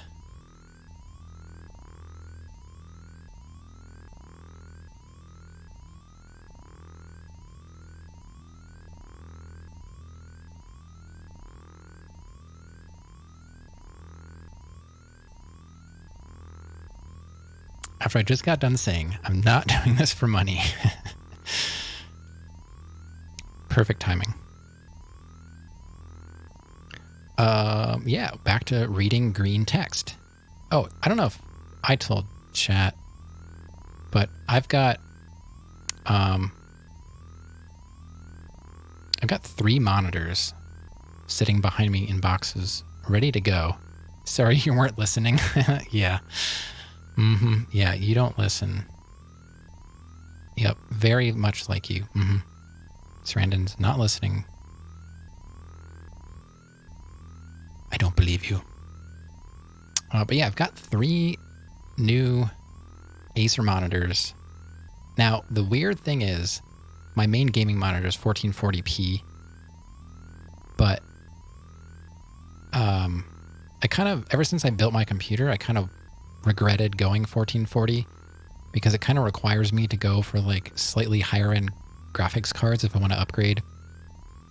And I run my consoles, my retro consoles, into my main gaming monitor, and they output 1080p.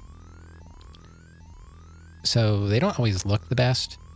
So yeah, I got the 3 monitors today, as well as 2 extra monitor arms. So I already have 1 monitor arm. The monitor arms were 40% off on Amazon. The Amazon Basics monitor arms, they're super solid. Really nice arms. And they were like 40% off. So I got 3 monitors and 2 more arms. So all my monitors are going to be on arms. And sometimes I just feel like when I'm doing this kind of stuff with retro,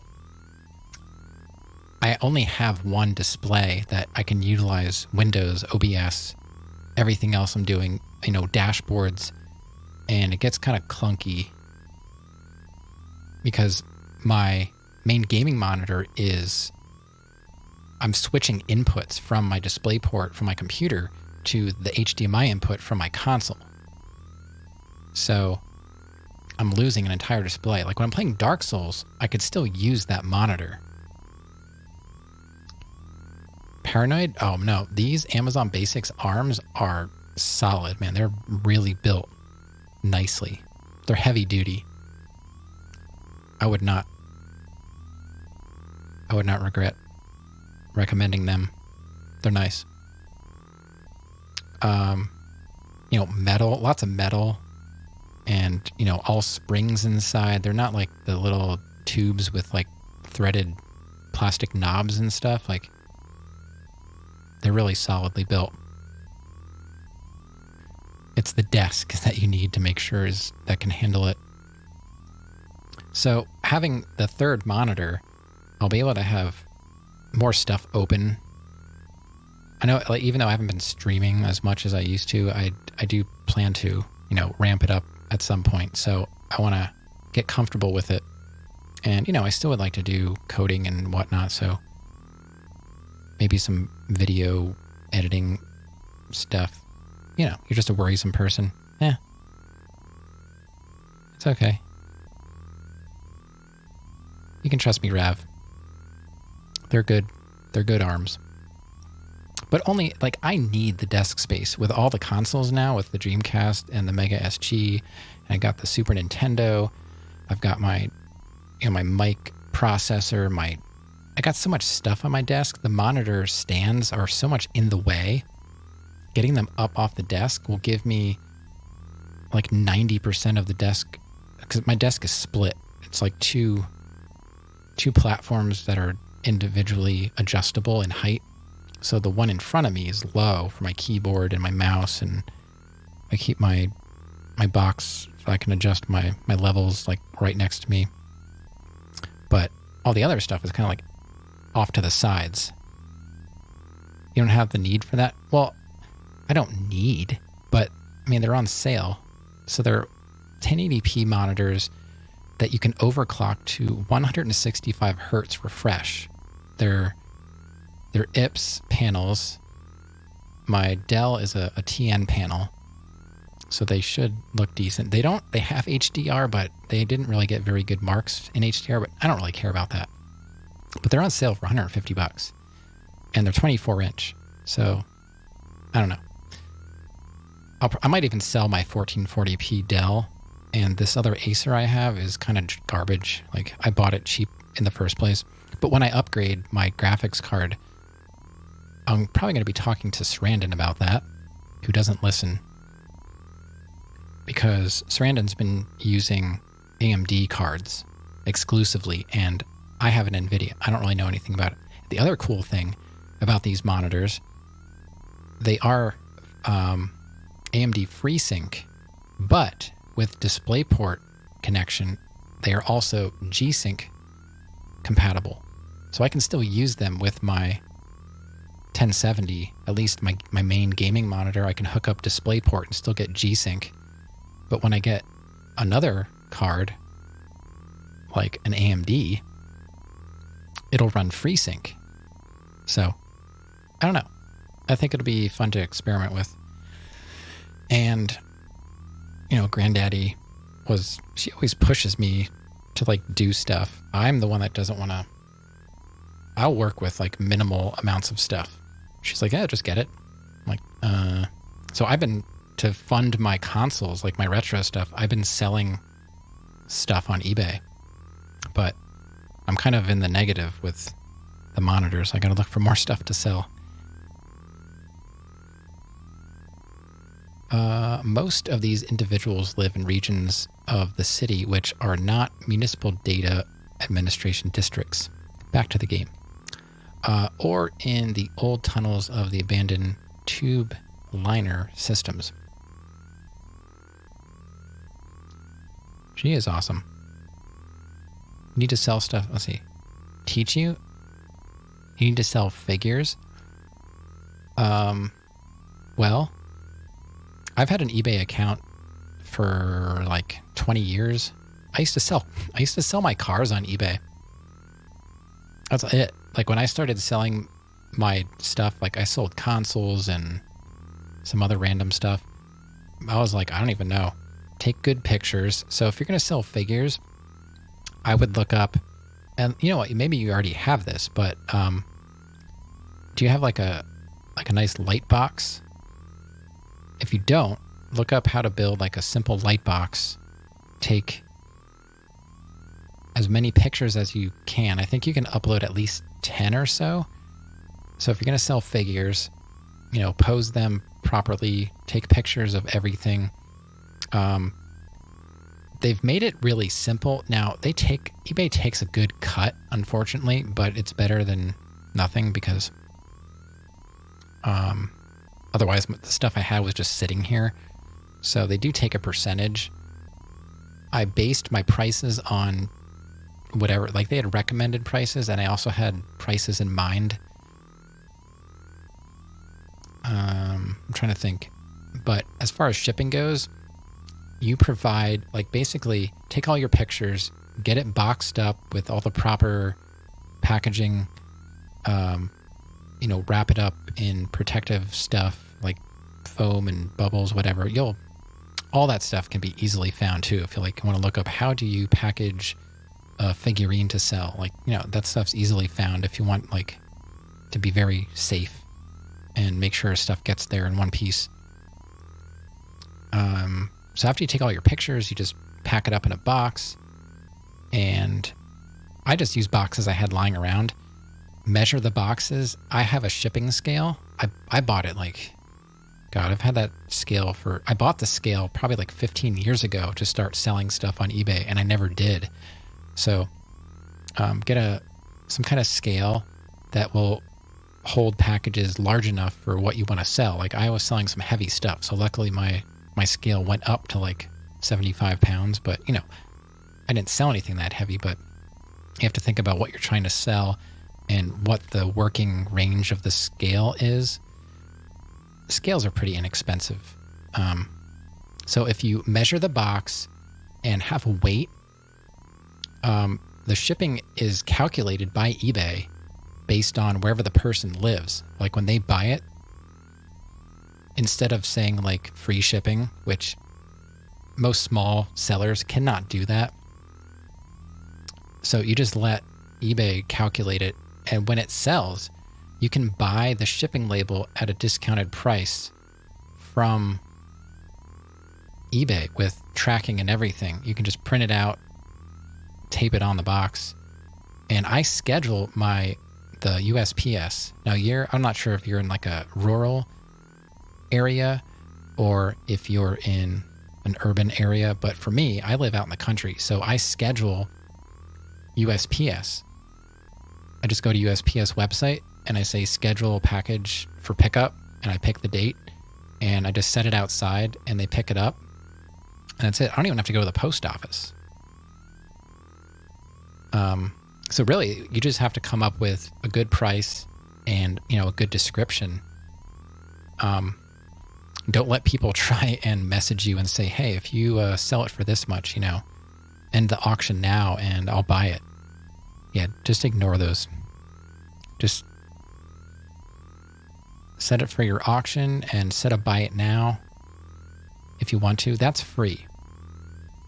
If you set a reserve price, you have to pay for having a reserve price, I believe. But if you set a buy it now, that's free. And you get so many free listings per month based on either numbers of listing or amount of money sold, which I guarantee you, I would never hit those numbers. Reserve price, that's the price, the minimum amount that you would want to sell it for. So say you had a figurine and you're well, this one, I want at least $50 for this figurine. You would start it at whatever price you want to start. You could start it at $5, but your reserve price would be $50. So it's not going to sell unless it meets that reserve. But you don't want to start with $50 because you might not attract people, So you have to think about that. You have to, think about the psychology of it. Having a buy it now, say you have a reserve price of $50 and you start it at $5. It'll increment, as people bid, but you can set a buy it now for I don't know, 75. Maybe somebody really wants that figurine and it's a little bit over what you might think it's valued at, but if someone's desperate enough, they might be I don't care. I'm just going to buy it for the 75. It's fine. So you can set a buy it now price, but if as soon as somebody bids, I think that goes away and then it just turns into a regular auction. But if someone bids $10, does it tell them they won't actually get it for that? the reserve price is hidden, so they don't know what the reserve is.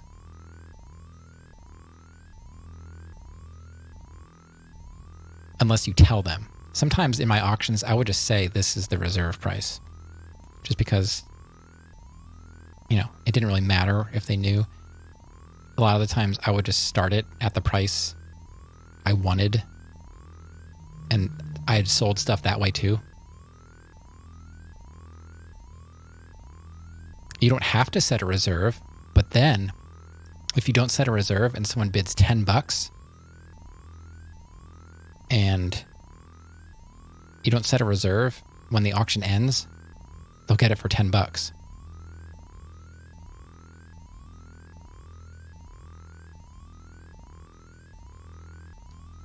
All right, where were we? Politics, immigrant problem.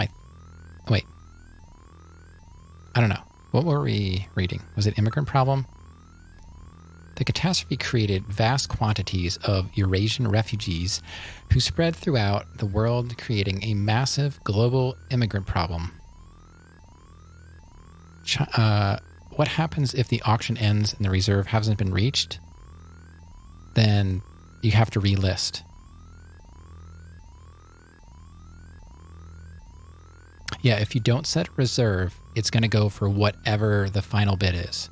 But the thing is, you don't have to watch the auction until like the last 30 seconds because that's when everyone tries to get their bid in to like sneak it away from someone else.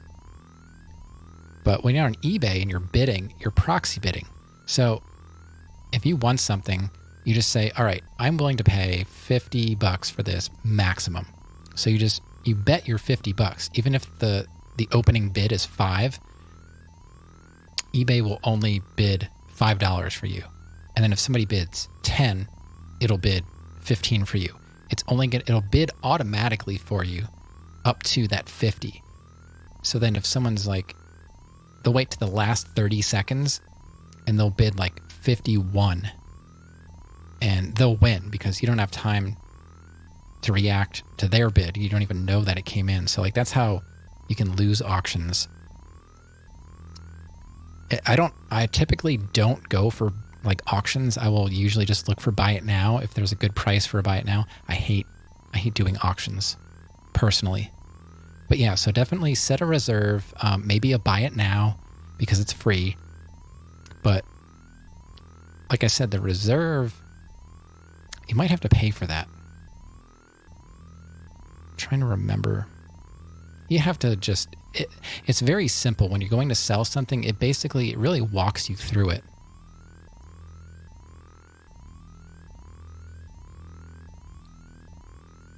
Like I said, most of my experiences on selling stuff on eBay was cars. So having to do this kind of stuff was kind of scary at first, but he used a bot that would auto bid the last second. Yeah. That's why I don't do it. I treat it more like Amazon in a way. You just have to find good sellers with good ratings and just buy their stuff if it's a good price. That's how I got a lot of my retro stuff, controllers and stuff. Let's see. The catastrophe created vast quantities of Eurasian refugees who spread throughout the world, creating a massive global immigrant problem. Chinese form the largest subgroup, and over 2 million have found their way to Japan in at least 5 waves. Neo-Kobe, touting its status as an immigrant's paradise at the time, was the logical government choice as the area for them to resettle. As a result, the Chinese percentage of the population grew to become second only to Japanese. But the majority of these individuals have ended up living in the slum districts of the city's southern regions. Dissatisfied with these conditions and the perceived lack of any government effort to rectify them, they have formed their own underground society, which is now far too large of an organization for the legitimate government to control. Okay, everybody get that?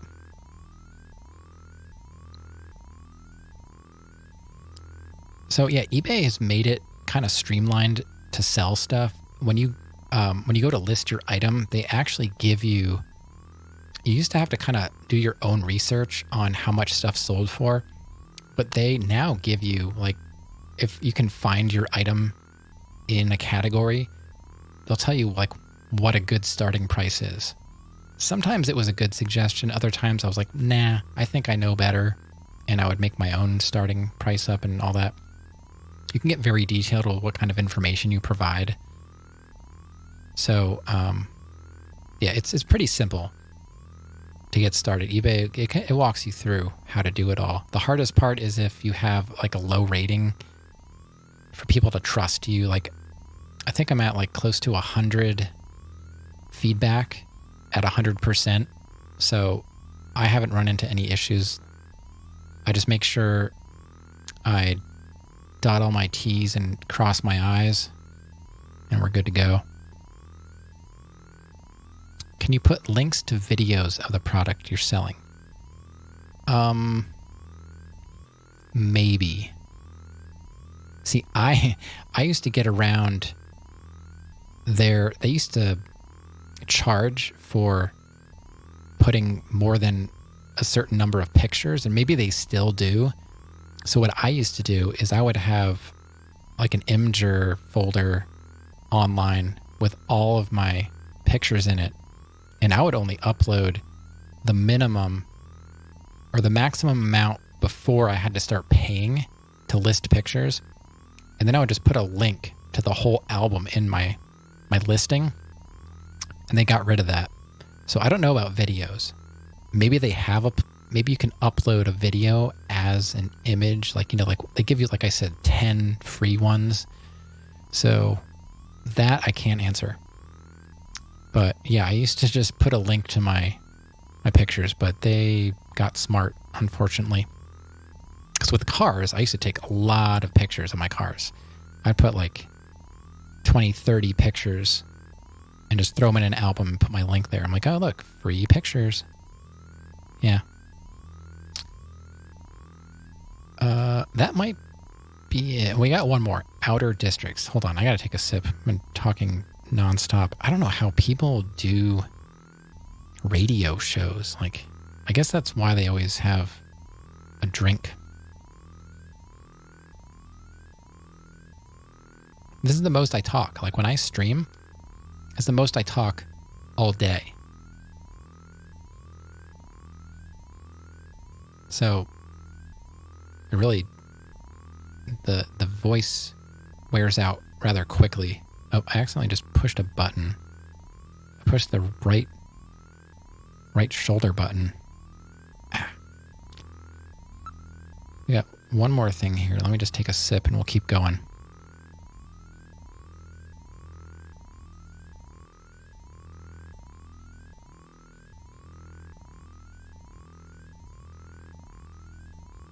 Man, I didn't even know if the stream was going to get going tonight. It started out, I was on the wrong scene. I was trying to explain to Granddaddy. Sometimes I have her start my stream for me if I have to go do something right before. And I'll just say, you know, start my stream at this time. And all she has to do is like start streaming and, you know, we're good to go. But I was trying to show her like how to work like foobar, my music and stuff like that. I was like, forget it. I'm just going to start it early and I'll go do what I need to do. And then I check my phone to see how the stream is, and it's on the wrong scene. So I tried to call her to tell her to click on my other scene, and I called her like 2 times. She didn't answer. I texted her, nothing. Here, when I finally come out, she's making popcorn. And I was like, no wonder you didn't hear me. I was like, I called you twice, and I texted you to change my scene. And then she got out the bottle of Old Granddad, which had like a third of it left, set it on the counter, but she must have set it down at like an angle, and it smashed right on the kitchen floor. Literally, like right before I was about to sit down here and start streaming. Well, you know, my stream was live, but I wasn't present. So that's why I was late. I was helping her clean up all the glass because it smashed in the kitchen and then it shot out into the dining room, which is carpeted. So there was like glass under where my daughter's chair is. And so I was vacuuming while she was picking up chunks of glass in the kitchen. And then once I finished with the carpet head on the vacuum, I switched it over to the hard surface vac and handed it off. And I waited for her to stop vacuuming so I could actually start. I've done it before. I actually woke her up one time. It was like 2 in the morning. That's when I dropped the peanut butter jar onto the plate, onto the Corningware, the white Corningware plate. And that stuff shatters into like microscopic razor blades. And I woke her up. I'm like, I need your help. Like, I dropped the jar right on the plate. I just wanted peanut butter toast, Completely destroyed the jar, the plate. And of course it was on the counter. So not only did it smash on the counter, it went off all sides of the counter, all over the floor. I stood there for I don't know how long, like 5 minutes, trying to come up with a plan. How can I get out of the kitchen? So I ended up just walking out around the corner and stepped out of I wear like moccasins around the house. So I stepped out of those when I thought I was far enough away from the accident and woke her up, and then stepped back in them to go back and start cleaning up. So, plastic plates. Well, I don't know how it really happens. We don't break stuff all that often. I think that's like the two things. I think the only other thing we ever broke here was a glass. We were trying to put an ice cube in a glass, and it slid into the glass and just smashed the bottom right out. It's like, okay. Well, good thing we bought like 2 cases of these glasses. New Kobe can be divided into 2 distinct areas, those regions where satellite and fiber optic cable networks are used to manage all forms of data, the so-called municipal data administration districts. I'm reading words, but they're just going in and right out. I have no idea what I'm reading. And the mainly slum regions which are not under such control and oversight. Individuals who cannot get personal guarantees or identification invariably concentrate in the latter regions, as the lack of such ID prevents social functioning in the controlled regions of the city. Oh my God. No forms of cards or credit are accepted in these areas. Cash is the only currency. Hence why we have cash on us. That's where we're going to be going. While government proposals to remedy the situation have been discussed for a number of years, debate over implementation methods, civil rights, and the like has prevented any actual progress from being made. Approximately 30% of the city's total area is officially recognized as falling outside of the municipal data administration districts, and at least another 10% is believed to be similarly beyond government control, though not yet designated as such. You know what's funny? I don't remember if it was the first or second Snatcher upload to my YouTube. It has like the most views out of anything I've uploaded. It had like 13 views. For me, that's a lot. Like I don't advertise on YouTube. It's just my archive. So somehow 13 people found my Snatcher stuff. I didn't look at what the length of watching was reported as, but I just thought it was interesting that out of all the stuff I've played, I think that was one of my highest watched videos. That's a good amount? I don't know. After my stream, I upload it to YouTube and then I close it out, and that's about it. I don't do any editing. I upload my raw, horrible, sometimes like tonight, it's going to be a mess until we get going. And then I'm just blabbering about stuff because, yeah, it's been a rough couple of weeks. So it's nice that I can play a game and take as many breaks as I want as I'm playing it. Did it make it past the 2 hours of reading database? Yeah. I think we're done reading the entire database. There are people that just enjoy videos like that. That's fine. I don't go out of my way to like make my streams YouTube friendly. They're just, because I'm an affiliate, I can't rely on Twitch to back up my streams.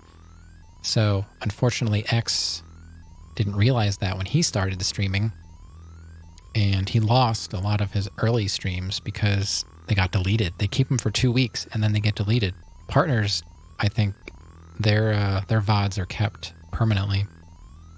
But I don't know if I trust Twitch all that much. I think I'm better off just keeping everything on YouTube, except for when you get nailed for copyright, like using music. I got nailed for copyright on the Ornstein and Smo fight in Dark Souls. I played through all of Dark Souls, and when I uploaded my ONS, I got a copyright notification. I was like, it's the song in the game. What do you want me to do? So, and then when I played Gunship on my first Snatcher stream, that I got a copyright notification on that too. And not a strike. I'm just saying, like, it's letting me know that that music is copyrighted. Because Gunship is Twitch friendly. They're like, please play our music. But it's different when you go over to YouTube. So I've been playing Wolf and Raven because they don't have their music on that database. Like they opted out essentially of being checked for copyright. They just say, give us credit. So that's why tonight, right before stream, I figured out how to get the album and the song to display when I'm playing. Like I was saying, Fubar writes that information to a text file, and then I use OBS I created a text source in OBS, so it's reading that text file in real time as the song changes. And then, the album cover is just me window capturing Fubar. I made the album art really big, and then I captured it and then shrunk it down a bit. I know it doesn't do anything to me, but maybe not now. But, I was talking over it, and I wrote to Gunship, and I was like, because they have licenses that you can buy for stuff, and I was like, I don't know if I need one, but, I just want to know how you want me to handle this, how you want to be credited. And so far, Wolf and Raven have been fine. So, I don't know. I just, I don't want to lose my stuff. I got nailed on my Fallout, my very first Fallout stream. The music that plays in the beginning, it's copyrighted music. I got nailed for that. So they muted that section. I was like, you know what? I don't care. I deleted that and just left it with the copyright issue. You get that for yours a lot? Yeah. I was just kind of waiting a little bit to see what Gunship says. They haven't gotten back to me. I don't think they ever will. I contacted this other artist as well. It's Adventure Island Records on Bandcamp, but music. He puts out music under different names, but one was Midnight Playtime, and he plays kind of stuff like Wolf and Raven, and he's Twitch friendly as well. But I was trying to get confirmation that he was also like copyright free. I just don't want that copyright stuff attached to my channel videos in case stuff changes in the future and they're like, anything copyrighted is, no go. Who knows? Maybe Gunship will go to a label and they'll buy up their whole catalog and then they'll do like retroactive strikes or something. I don't know. So yeah, I think we're done with the fact file. Yay. I know, I don't like it. I picked these artists because I actually like their music. I don't want to play stuff that really isn't good. Like, music to me is important. So I wanted to choose bands that they understand that because a streamer is playing their music, I'm not making money off of me playing their music. I'm trying to, give you guys something to listen to while I'm dawdling. But, I make sure that I'm pointing people in their direction. I wrote, when I wrote to them, I was like, I have a command in my channel. It goes directly to your Bandcamp. That's why I wanted the album art, and now I got the band with the song name up. Like, I want everybody to know who they are, whatever I'm listening to. It's not mine. I'm trying to distance myself from the music as much as possible just to protect myself from stuff. It's not really a direction I wanted to go, but I've been wanting to play music for a while. It just helps me feel better about, not having dead silence. Not all games have music. Like, sometimes I have to pause a game and there's no music and then it's just dead silence. I always enjoyed watching people that played stuff in between. That's just me. I don't know if I should be doing stuff with an ID file. I think I looked everybody up already. We could do a video phone. Yeah, I don't think there are going to be any more sessions unless we look somebody up. Let's use Metal Gear and see if we can call Konami. Got Konami's number. It is call. See, I have that pound. I want to see what pound 48 does. No. The number you have reached is not in service at this time. Please check the number and dial again. This is a recording. JTNT Neo Kobe. Uh-huh. Got it. All right, so let's try the actual number, which is 301234.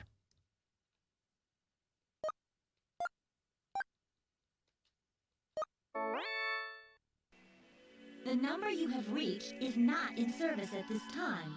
Please check the number and dial again. This is a recording. Well, that's the number I got from Jordan.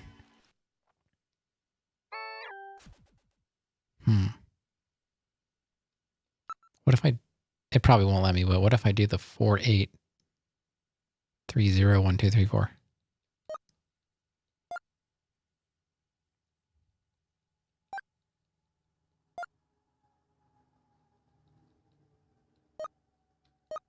No, I accidentally hit it. I don't think that was right. The number you have reached is not in service at this time. See, Please check I the wish number I and could dial skip again.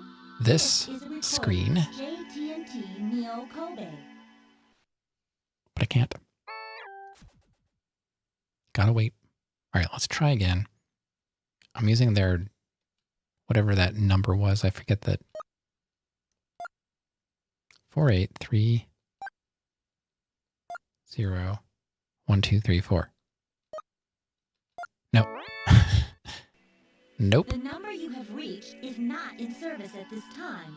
Please check the number and dial again. This is a recording.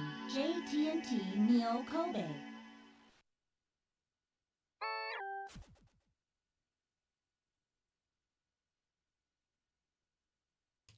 All right. I like that we've been playing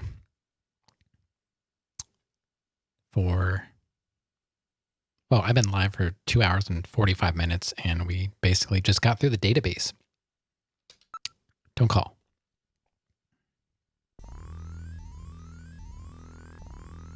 So I think we need to go to the detective's room and start looking through Gibson's desk. You're bad? No. Nope. It's my bad.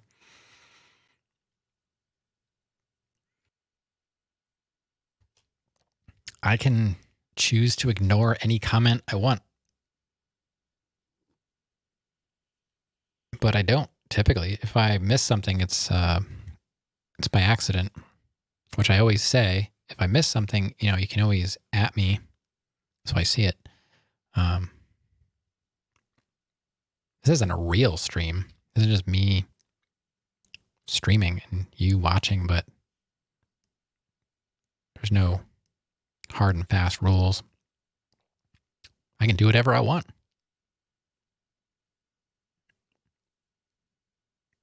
Whatever. I do what I want. Killing it. All right, let's check out Gibson's room. I think I missed another 50. Pretty sure I didn't. But I can go check if you want me to. Metal Gear, this is the detective's room. We should investigate Gene's personal items. It's really confusing. They call people by like 3 different names. I'm just like, who? But his name is Gene Jack Gibson. Check the tapes? What tapes?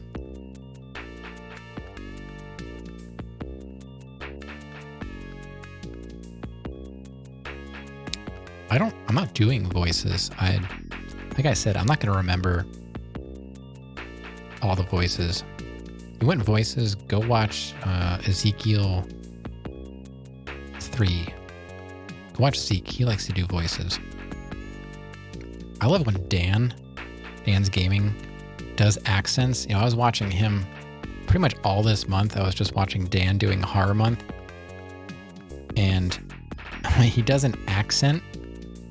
He was doing this one accent for a game, and it flip-flopped between Southern U.S. and generic English accent. And I don't know what he was going for, honestly. But he kept going back and forth. Like it was like swirling around Southern accent, English accent. And it was so funny. He's not good at voices. He can't sing. I think he might be tone deaf. I don't know. But it's funny that he tries. I think he probably knows. And sometimes you can just hear Dan come through too, like just his normal voice, and then it'll go like back to the accent he was trying to do. Good stuff. I don't really try to do accents. How does Metal Gear even sound? I don't know.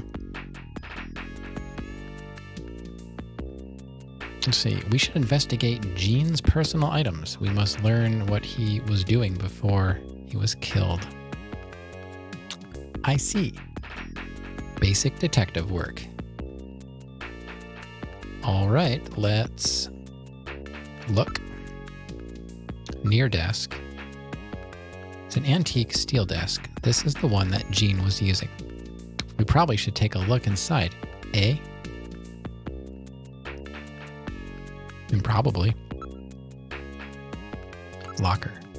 This is the locker that Gene was using. So his personal things should be in there, right? Yeah, I mean, when did I drop frames? I just noticed I dropped like 200 frames. Why is that? Like some nights I don't drop any. So weird. I just blame Twitch. Yeah. So I guess we'll investigate his desk. It's an old style working desk. It has drawers installed. Wow. Drawers and everything.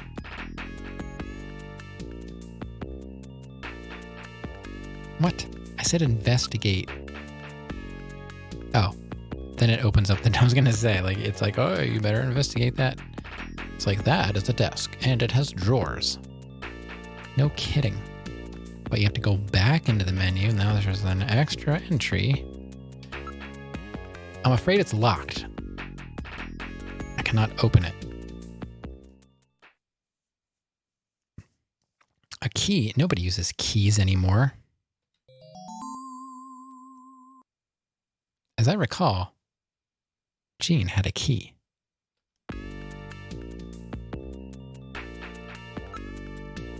It is true. Let's check the locker out. We'll come back. All right, let's investigate the locker. There's a coat hanging inside the locker. Wait, let me go back to look at locker. This is the locker that Jean was using. Let's look at the coat. It's Jean's junker coat. This was probably a spare. It's just like the coat I got, but a little bigger. It's really worn out though.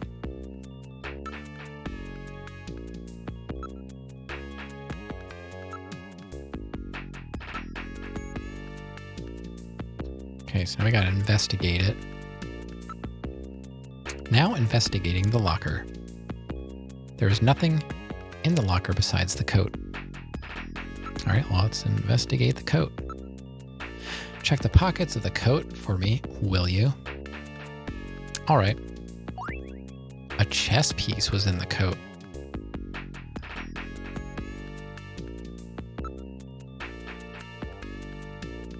I always like to start with look. Let's look at the chess piece. It's a chess piece.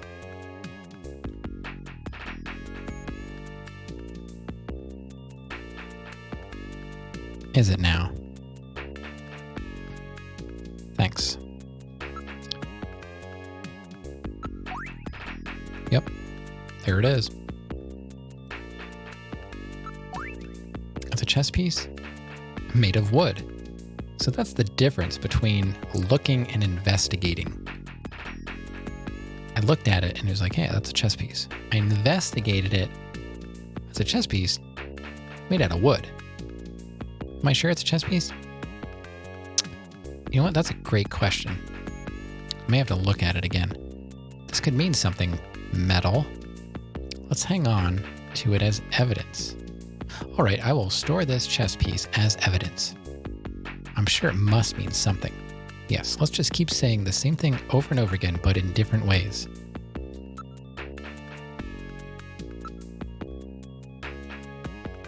Well, now the chess piece is gone because it's in storage. Let's look at the coat again.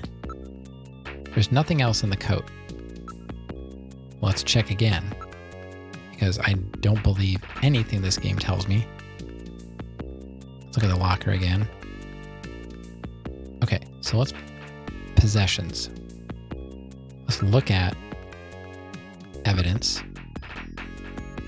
The chess piece. It's the chess piece that we found in Gibson's coat. Oh my God.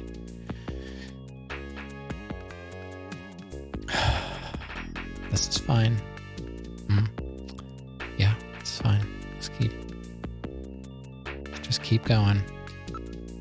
Let's investigate the evidence. I'm afraid to click on this, but let's go. You son of a... That's a wooden chess piece.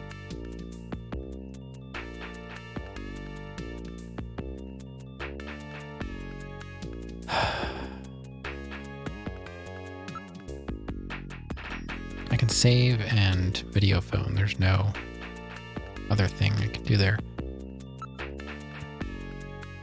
Can I use... No, I can't. Can't use the chess piece. The wooden chess piece. That is a chess piece made of wood. Supposedly. Well, let's look at the desk drawer. There's a keyhole. Okay. Possessions. Use. Key. All right. I will try the key. There is something in the drawer. It better not be a chess piece. Capsules. And it's red. So that's, is it like an inventory item then? I'm guessing. Maybe. And a disc. Whoa. Looks like a 5 1/4.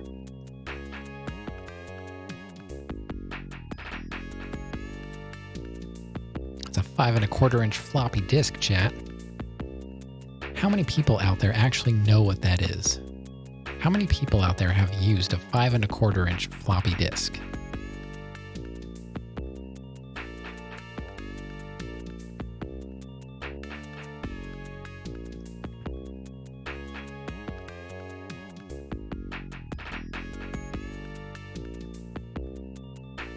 Let's look at the desk drawer. There's a keyhole in the front. All right. Let's look at the disc. You have, of course. Yeah, we used to load up our little turtle drawing program in our Apple IIgs in our computer lab. Or Number Munchers or Oregon Trail. Yep. Many years ago, elementary school for me as well. Yep. You know the best part about computer lab? It wasn't the computers. Well, it was, but indirectly. I'm sure you learned the proper order to turn everything on. You know, you had to turn the computer on, the monitor, put the disc in. Like, you had to do it in a very specific order. Well, we sat on plastic chairs with, maybe they weren't plastic. They were like that weird composite. It was like brown and tan composite, kind of looked like fake granite with like metal tubular frame. And we found out if you would put your hand on the monitor and turn it on and off several times, Hello. you could give some nasty shocks. Brahms rating with a party of 8. Welcome in, Brahms and party. It's party time. We're playing some Snatcher. Hey, what's going on? What's going on? All right. Brahms, what were you up to tonight? I think I saw you lurking on me. Oh, Vampire Survivors? Yeah, I gotta say, when I first saw that came out, I was like, nah. Brahms is ill? Oh, no.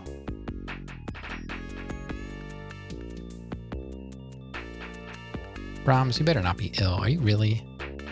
But now, I was watching some Vampire Survivors, and it looks pretty fun, I gotta say. I think I might want to try it.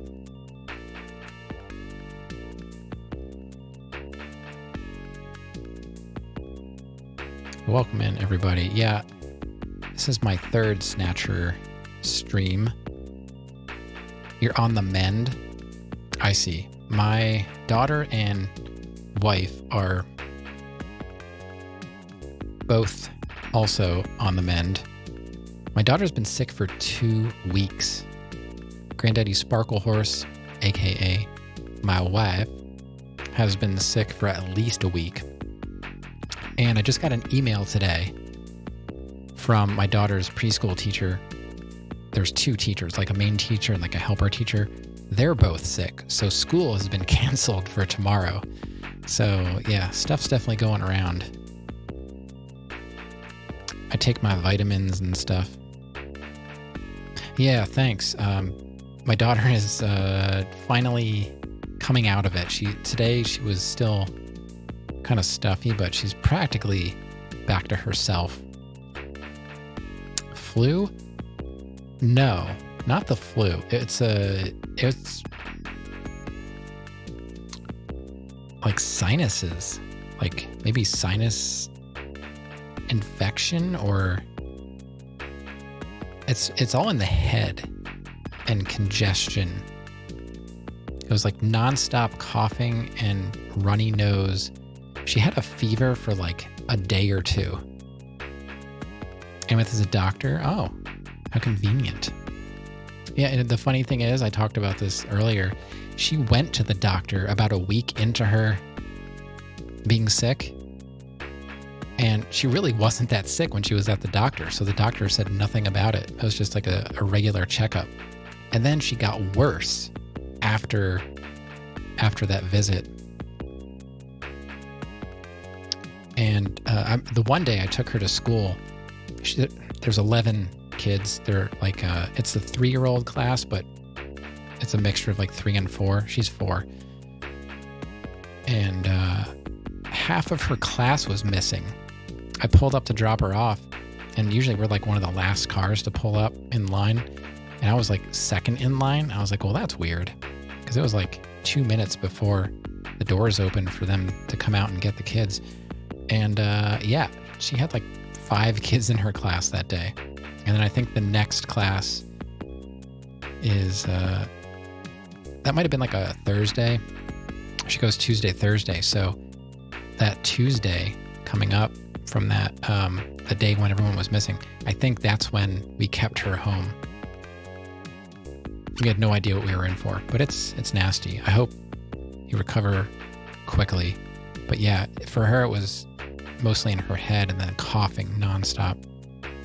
But thanks so much again for that raid. It's good to see you. I really haven't had the time to pop in and visit people. I wish I could. It's just been, the 2 weeks of insanity with the sickness, and I've got stuff to do around the house. I've been trying to winterize, and I've got Windows being installed on Friday, so I'm going to have to like dismantle my entire streaming setup, and I'm supposed to stream on Friday, so, that'll probably work out just fine. I was just asking anybody that came with Brahms. I was investigating here. This is Snatcher, so you're doing a lot of investigation. There's a little bit of action, blaster action, but it's a lot of just reading, very story-driven. But yeah, sorry for getting sidetracked. But this is Kojima. Kojima made this game. I use him when some kind of weird thing happens. I'm just like, why did he think that was a good idea? So I was just wondering, how many people out there have used a 5 1/4 inch floppy disk? Because that's what we found in this desk drawer. It's a floppy disk for a personal computer. I was talking with Sarandon about that when you popped in. Back in elementary school, we used to go down to the computer lab with our Apple IIG computer lab and pop in our floppy with Oregon Trail or Number Munchers. There was a drawing program, I think it was called Go. It was essentially like program they called it a turtle, but it was like a triangle, I think, to draw a picture. What's on it? I don't know. I can't wait to find out. But I found a chess piece. I looked at it. It's a chess piece. I investigated the chess piece. It's a chess piece made out of wood. And that's all I got. That's all I got out of that. I was like, all right. And it told me, several different times. I learned nothing. Okay. So we looked at it. We also have a capsule. So how are you liking Vampire Survivors? It looks fun now. I don't know why. It happens a lot with me. I see a game and I'm like, I don't ever want to play that. And what's funny is one of those games was Hollow Knight. I was like, why does everybody keep raving about this Hollow Knight? I wouldn't even watch people play it. If somebody popular that I was watching would start playing a Hollow Knight, I would turn that channel. And then I played it and I'm like, this game is awesome. You really like it? Yeah, it does. It looks pretty chill. I think I was watching, was it yesterday? Dan's Gaming was playing it. And the amount of damage you do at like really high levels is just insane. he ended up dying, but he got really close to finishing that run.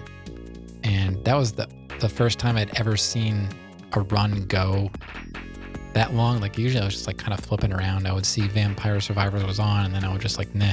But yeah, Dan is one of my most watched streamers going way back to when I first started on watching Twitch back in like 2014.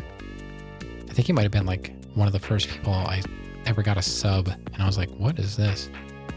It was Dan's Gaming and Man vs. Game. Those were the two streamers that I watched back then. And I still do. You know, when man streams, I watch them. Dan needs to take more time off though, man. He works too much. He works too much. You got it for $2. You finished 2 of 3. I have not seen a finished run yet. I don't know what that's like. But Dan was like, he had like 15 seconds left and he was like level 80 something. It didn't really seem like it was going to happen, but I was like, wow, that's insane damage. And the levels are just like every second they start popping up. In a way, it kind of reminded me of Loop Hero. I know it's totally different kind of game, but you can get to that point where the game almost plays itself if you know what you're doing. It's some kind of capsule medication. But, well, congrats on the 2. That's awesome. Hopefully I can... Are you going to keep playing it? 'Cause maybe I can see what a real Vampire Survivors Pro is like. And if I got it for $2, I would play it, you know, for sure. Some kind of capsule. Mm-hmm.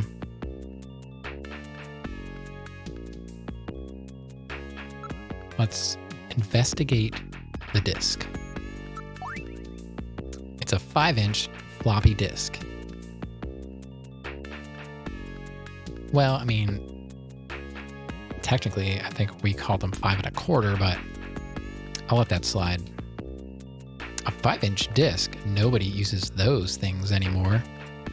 Pro, yeah, I mean, you finished the run. I mean, that's nothing to sneeze at, unless you're sick.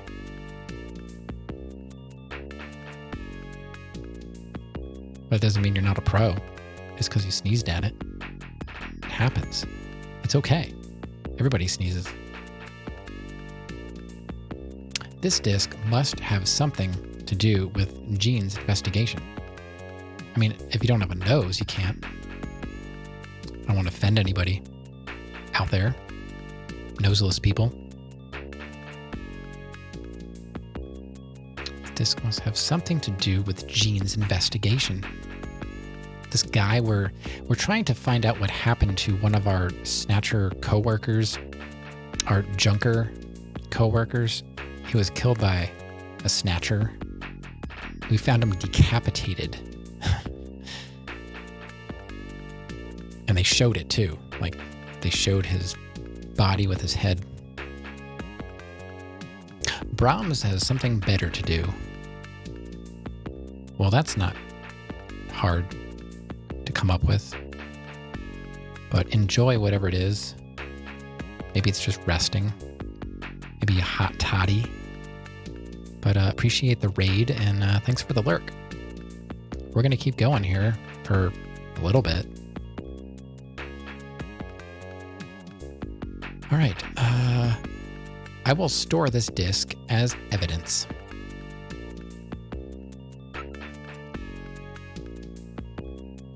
Let's investigate the capsule. What kind of medicine is this? I'll perform an analysis. Acid inhibitors, membrane-protecting agents, H2 blockers. This is medication for an ulcer. Jeez. It looks like Jean's stomach was really in terrible shape. Then what was he doing eating buffalo? That seems a little unusual. Perhaps there was some reason that he had to eat buffalo.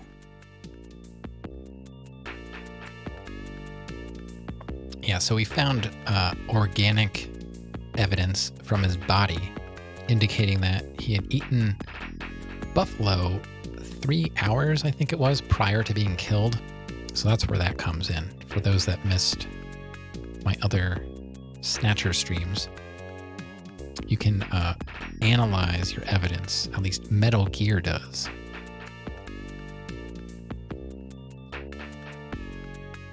All right, so we're going to keep those capsules. That will not be necessary. I have recorded the results of the analysis of their chemical composition. Yeah, but what if you need to take it for some indigestion? I don't know. Plus, can we investigate the capsule again? We've already analyzed that. I know, but sometimes you make me do things more than once. Yep, that's the medication. Possessions.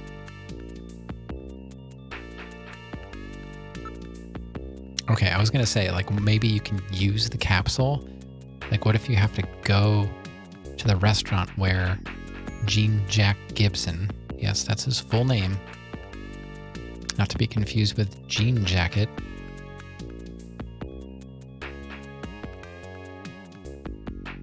Maybe we have to go and eat buffalo and take a pill. I don't know. Who knows with this game? Did I investigate everything thoroughly enough?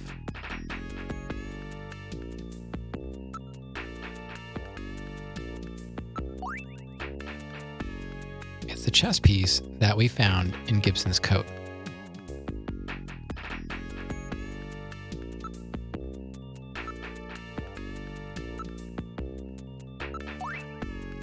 That's a wooden chess piece. Okay, I just gotta make sure that we do everything, and we can only use the key, which we've already done. Let's look in the drawer again. Who knows, maybe something... Yeah, we know about the keyhole. We know about that.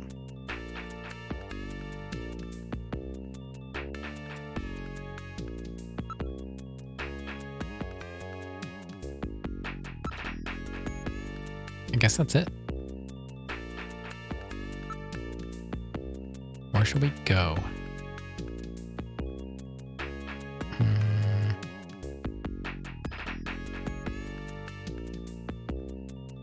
Engineering? Thanks. Better shut the locker.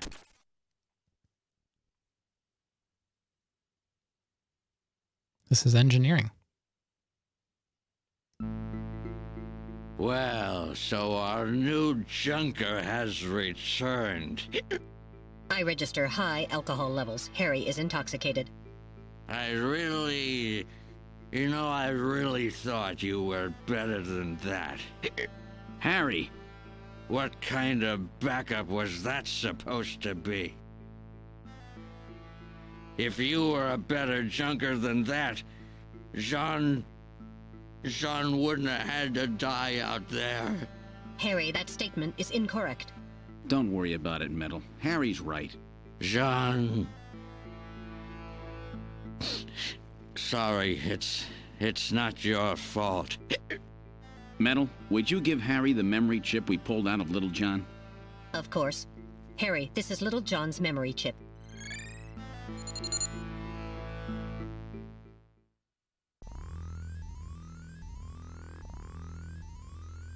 All right. Harry's a little tipsy.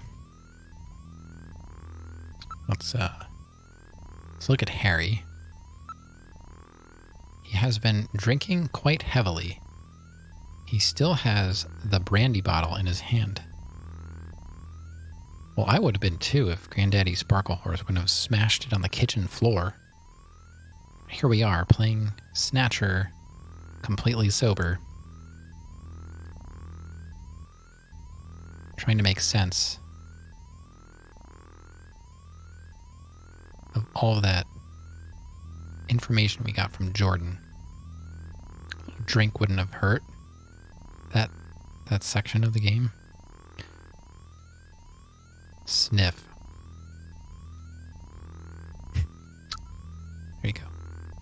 There's your sniff. Okay, let's look at the poster. Who's this? Some late 20th century pop star. Supposed to be like Madonna or something. Young kids say, I'm just stuck in the past, but your memories of childhood tend to stay with you. Yes, but she was a pop star from, well, before you were born, right? Yeah, but there was this boom in the popularity of old stars when I was a kid.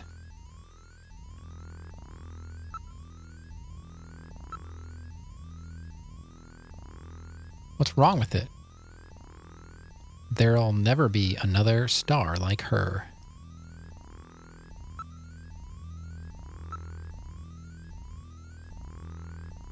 Oh, he's just hiccuping. Right, I guess we're done with the poster. Let's look at the photo again. It's a photograph of a boy. Look at this photograph.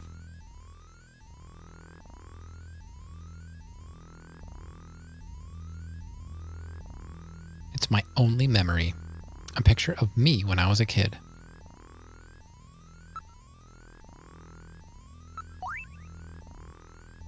Pretty cute, eh? Even a crusty old guy like me was cute once. See, Harry's parents, I believe, were both killed by Snatchers, if I remember correctly. So I don't think Gibson dying is the reason he's drinking. I feel like he probably always has a drink, you know, as a result from his childhood and lack of therapy. Let's look at this brandy bottle. It's a 20th century brandy. It's Napoleon.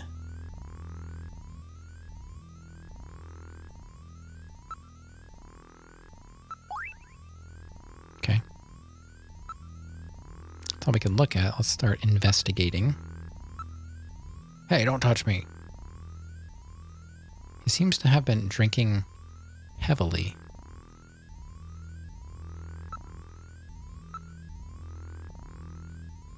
Okay. Don't touch Harry.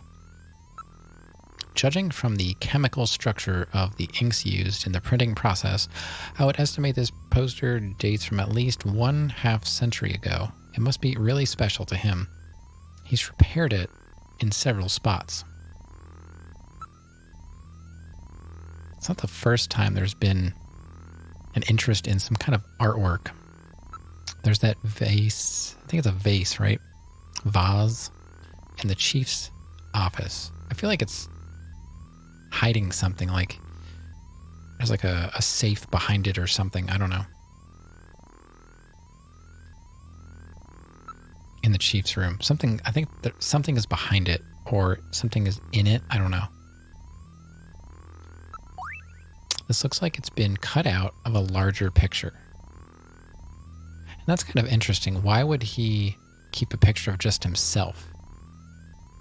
Why wouldn't he want a picture of him with his parents?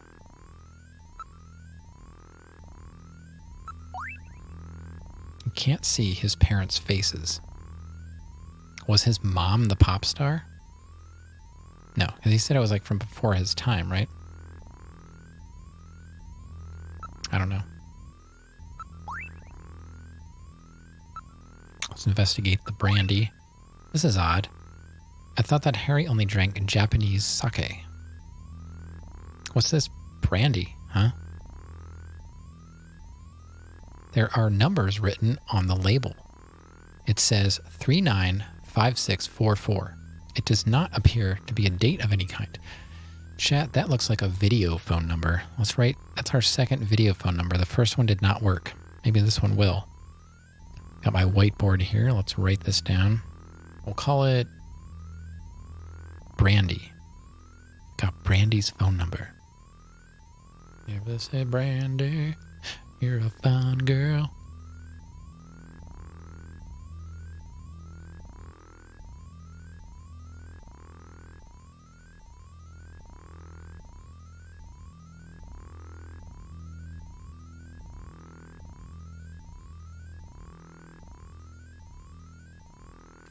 All right, we have Brandy's phone number.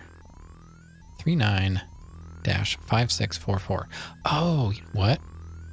Is there a dash on the video phone? There's an asterisk and a pound. There's a pound symbol. I wonder if there's a dash, because I tried to dial that Konami number. I've got Konami's number is 30-1234, but I couldn't get it to work. We'll have to try that out. Let's look at the bottle again. Okay. Let's ask. Harry says, "Would you leave me alone for now? I'm having a little farewell party for Jean." Forget about work, Gillian. I just can't get in the mood for that kind of thing right now. Okay, so he doesn't want to talk about it.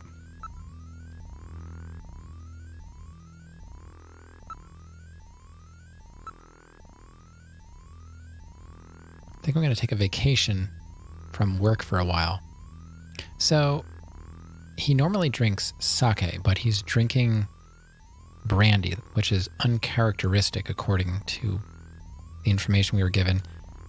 And when a snatcher snatches somebody, like they try and be that person, maybe Harry here is a snatcher. And the snatcher knew that Harry drank alcohol, but didn't know what kind. So they chose brandy. And that's a red flag. Just throwing that out there, Harry might be a snatcher.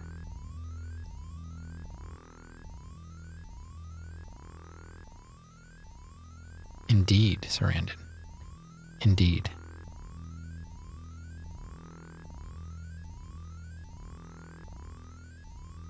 Let's think about that.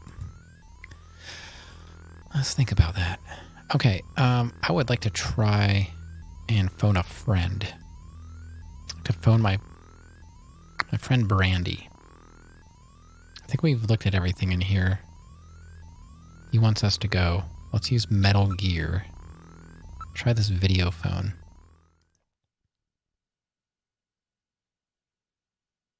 All right, let's use the video phone. This is a video phone. It's made out of wood. Call. So there is no dash. There is an asterisk and there's a pound sign. Okay, I thought maybe I was missing a dash, because the Konami number didn't even let me finish dialing it. 39.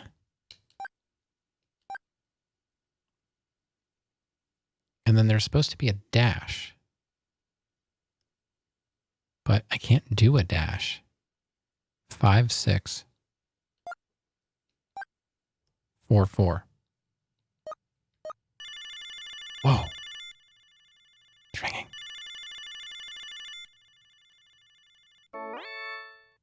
Who the hell are you?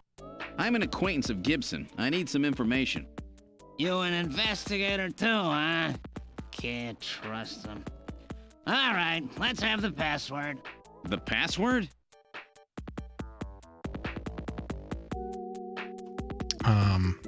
Metal Gear says, Gillian, how did you know that he was Jean's informant? Oh, come on, Metal. Guys like this always turn out to be informants. It's that simple? I used a trick question on him. I see. What are you mumbling about? Oh, that's Napoleon. Okay. Come on, let's have the password. The revolution. Please input using the cursor.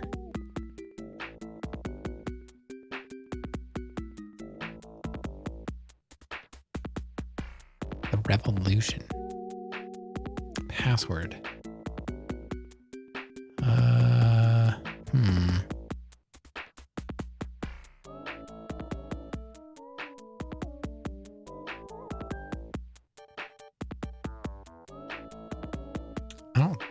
I don't know. I don't think I want to guess right now. I'll be seeing you. Look me up again after you've done your homework. So, the revolution.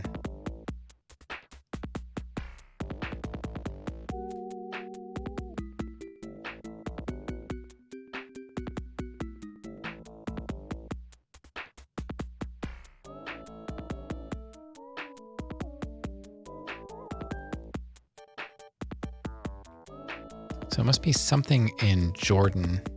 Maybe we can go look up Napoleon in Jordan. And there might be something. Let's see, what could this code mean? Perhaps we should investigate Napoleon using the Jordan system. Well, look at that. Now what are you going to do?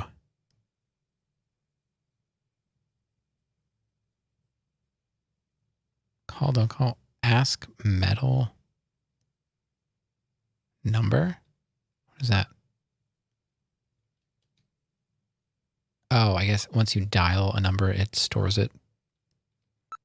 All right, so let's go back to Jordan. Look up Napoleon.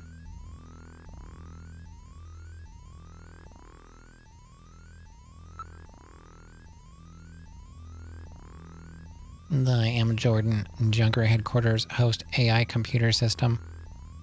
Please insert your ID card. Use card. There we go. I would like to look up an ID file. Let's enter the name.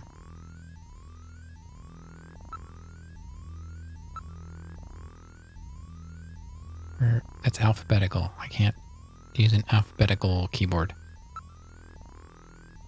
Oh my gosh, right there. I can't find the letters right in front of me. Oh, this has a wrap, right? Yeah.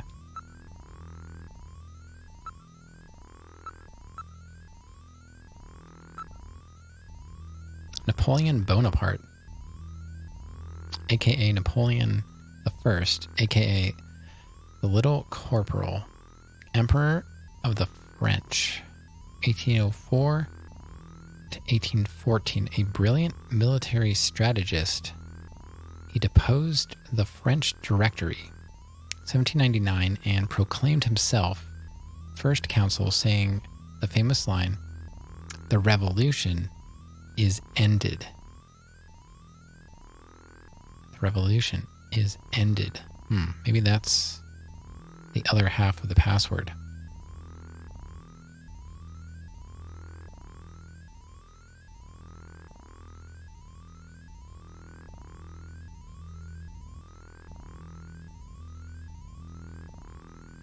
Okay. Later, he proclaims himself emperor, 1804.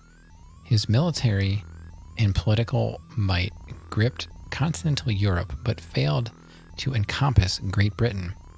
After a disastrous winter campaign in Russia, 1812, he was forced to abdicate by a coalition of French marshals, 1814.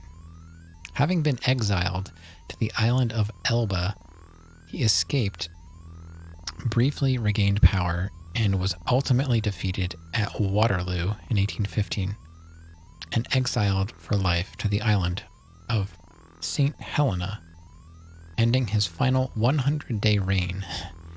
His codification of laws, the Napoleon Code, still forms the basis of French civil law.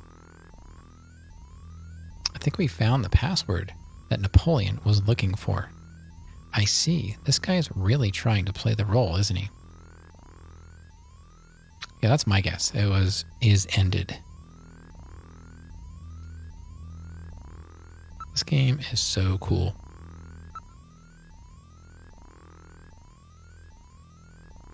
This is way better than Popful Mail. I actually saw somebody on Twitch playing Popful Mail like months ago. They, man, they had like hundreds of people.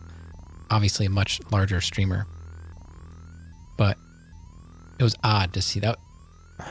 That was the only time, other than me playing it, I've ever seen Popful Mail being played. I didn't watch any of it. Not at all. Let's move back to... Wait, we don't have to go anywhere. We can just use Metal Gear and use the video phone.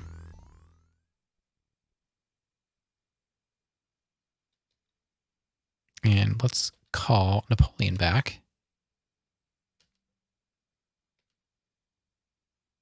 Oh, I still have to type it in. I thought it would auto-dial it for me. I still have to type it in.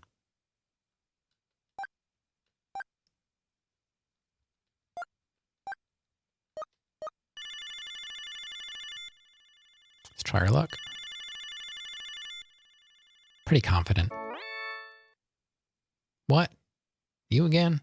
What do you want? More information? That's right. I need your help.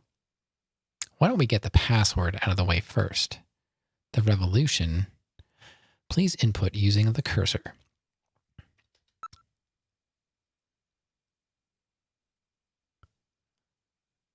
I guess we'll just put is ended. I don't think I need the ellipse. Maybe I should have saved first. Oh well.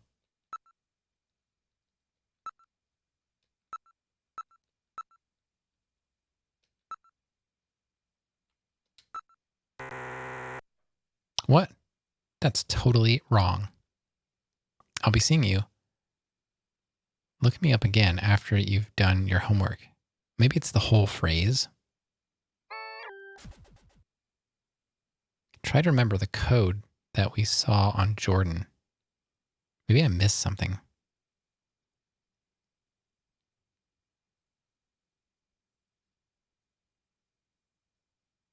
I could have sworn. Unless he was like leading me, like the revolution is ended. Like I have to type the whole thing. Let's just call him back.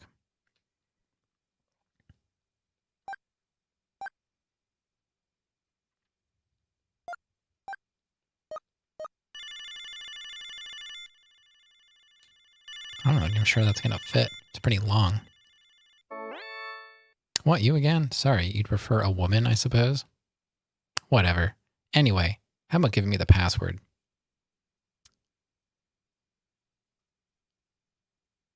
It's going to change.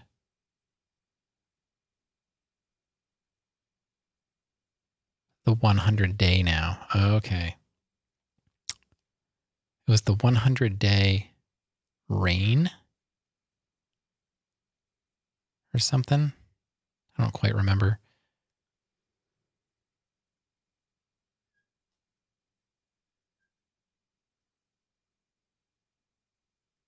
The 100-day. So we'll have to go back to his file.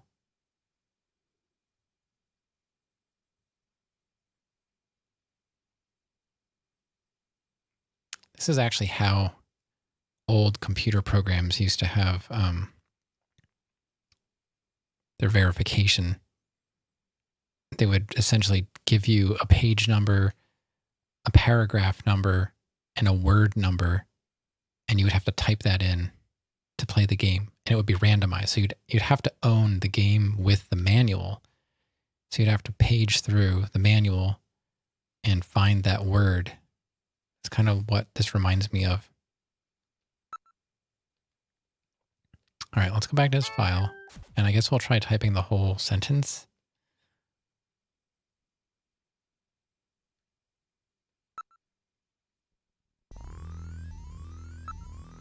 No, I don't want to go anywhere. Let's use Jordan again.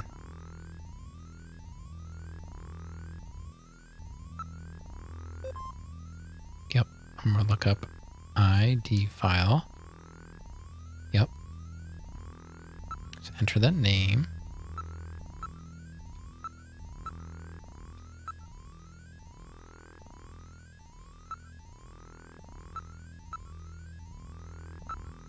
Okay.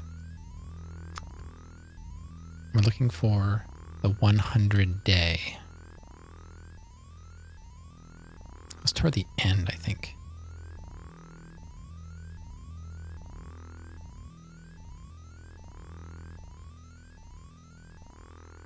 100-day rain. And it's in quotes. We're just going to put 100-day rain. I'm not going to put anything, any kind of punctuation. Maybe that route. Maybe it was the punctuation that messed it up. I don't know.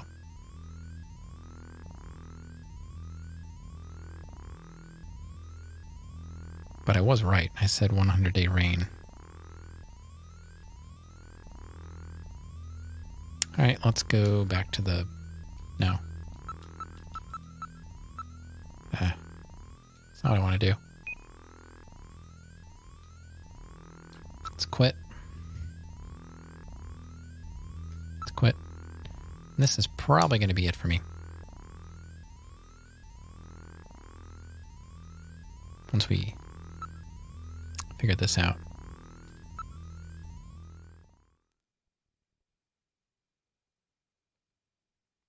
Let's call Napoleon back. 3956444. It's pretty bad when you like start remembering video game phone numbers.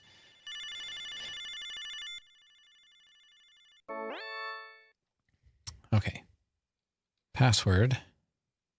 Wait. Now we're back to that. Let's try it again. Oh, we got a cat yelling at me.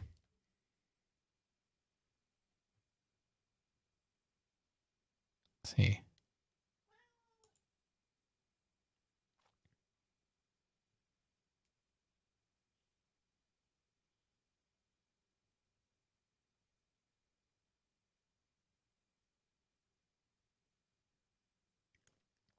Hi, Doodle. Oh. I guess she's done. Took her this long to come and yell at me. All right. We'll just try is ended without punctuation. I don't know.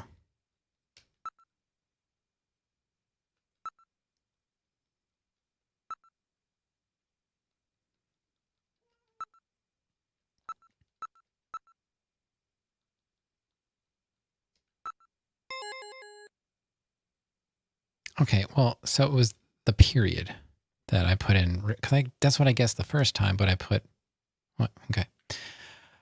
Okay, you seem pretty real to me. Meet me at Alton Plaza in the EXG district. I'll see you there. Now what are you going to do? Don't call.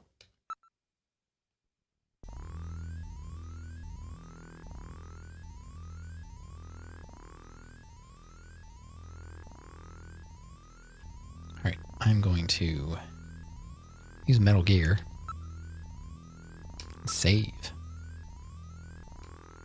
All right, we'll just go with file number 1. Yes, overwrite. All right. And I'm going to finish.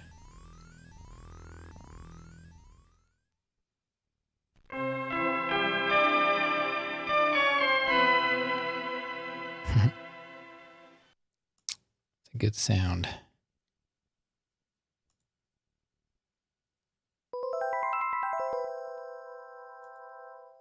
Love that jingle. It's a good jingle. All right, chat.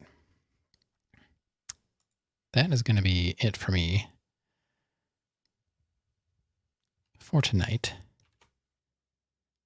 Really appreciate y'all hanging out.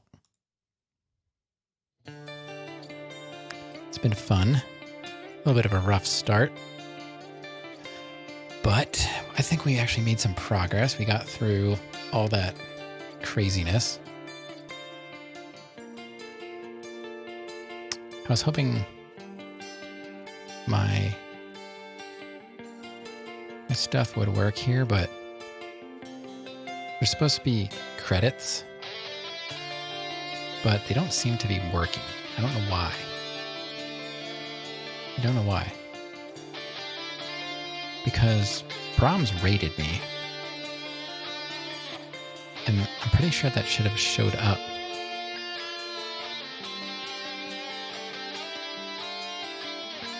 Let me see. I'm going to take a look at Stream Elements.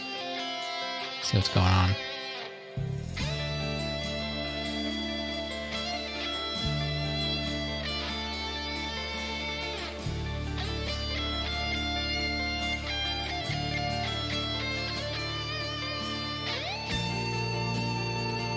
Let's see. See if I can...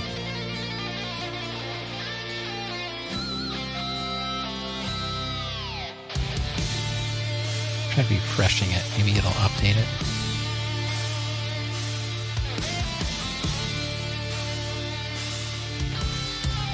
If not, I'll have to work on it.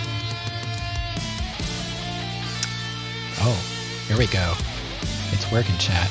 I had to refresh it. Subscribers, Ravenous Lobo, and Sarandon.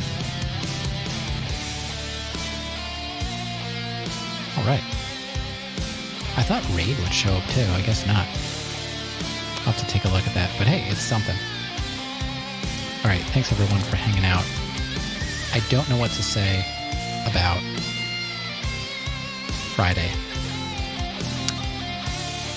Because, like I said, Windows are being installed. Turn it down a little bit. So, yeah, I got Windows being installed Friday. I'm going to have to take this whole thing down to move it away from the window, one of the windows that has to be replaced. I will do my best to get it back together. I'll try and take it apart in a way that I can easily put it back together. And, hopefully we'll still have our Friday stream. But if not, I'll keep you all informed. But thanks again, everyone, for the subs and the raids and the chats. I've been having fun with Snatcher. It's been such a nice change of pace.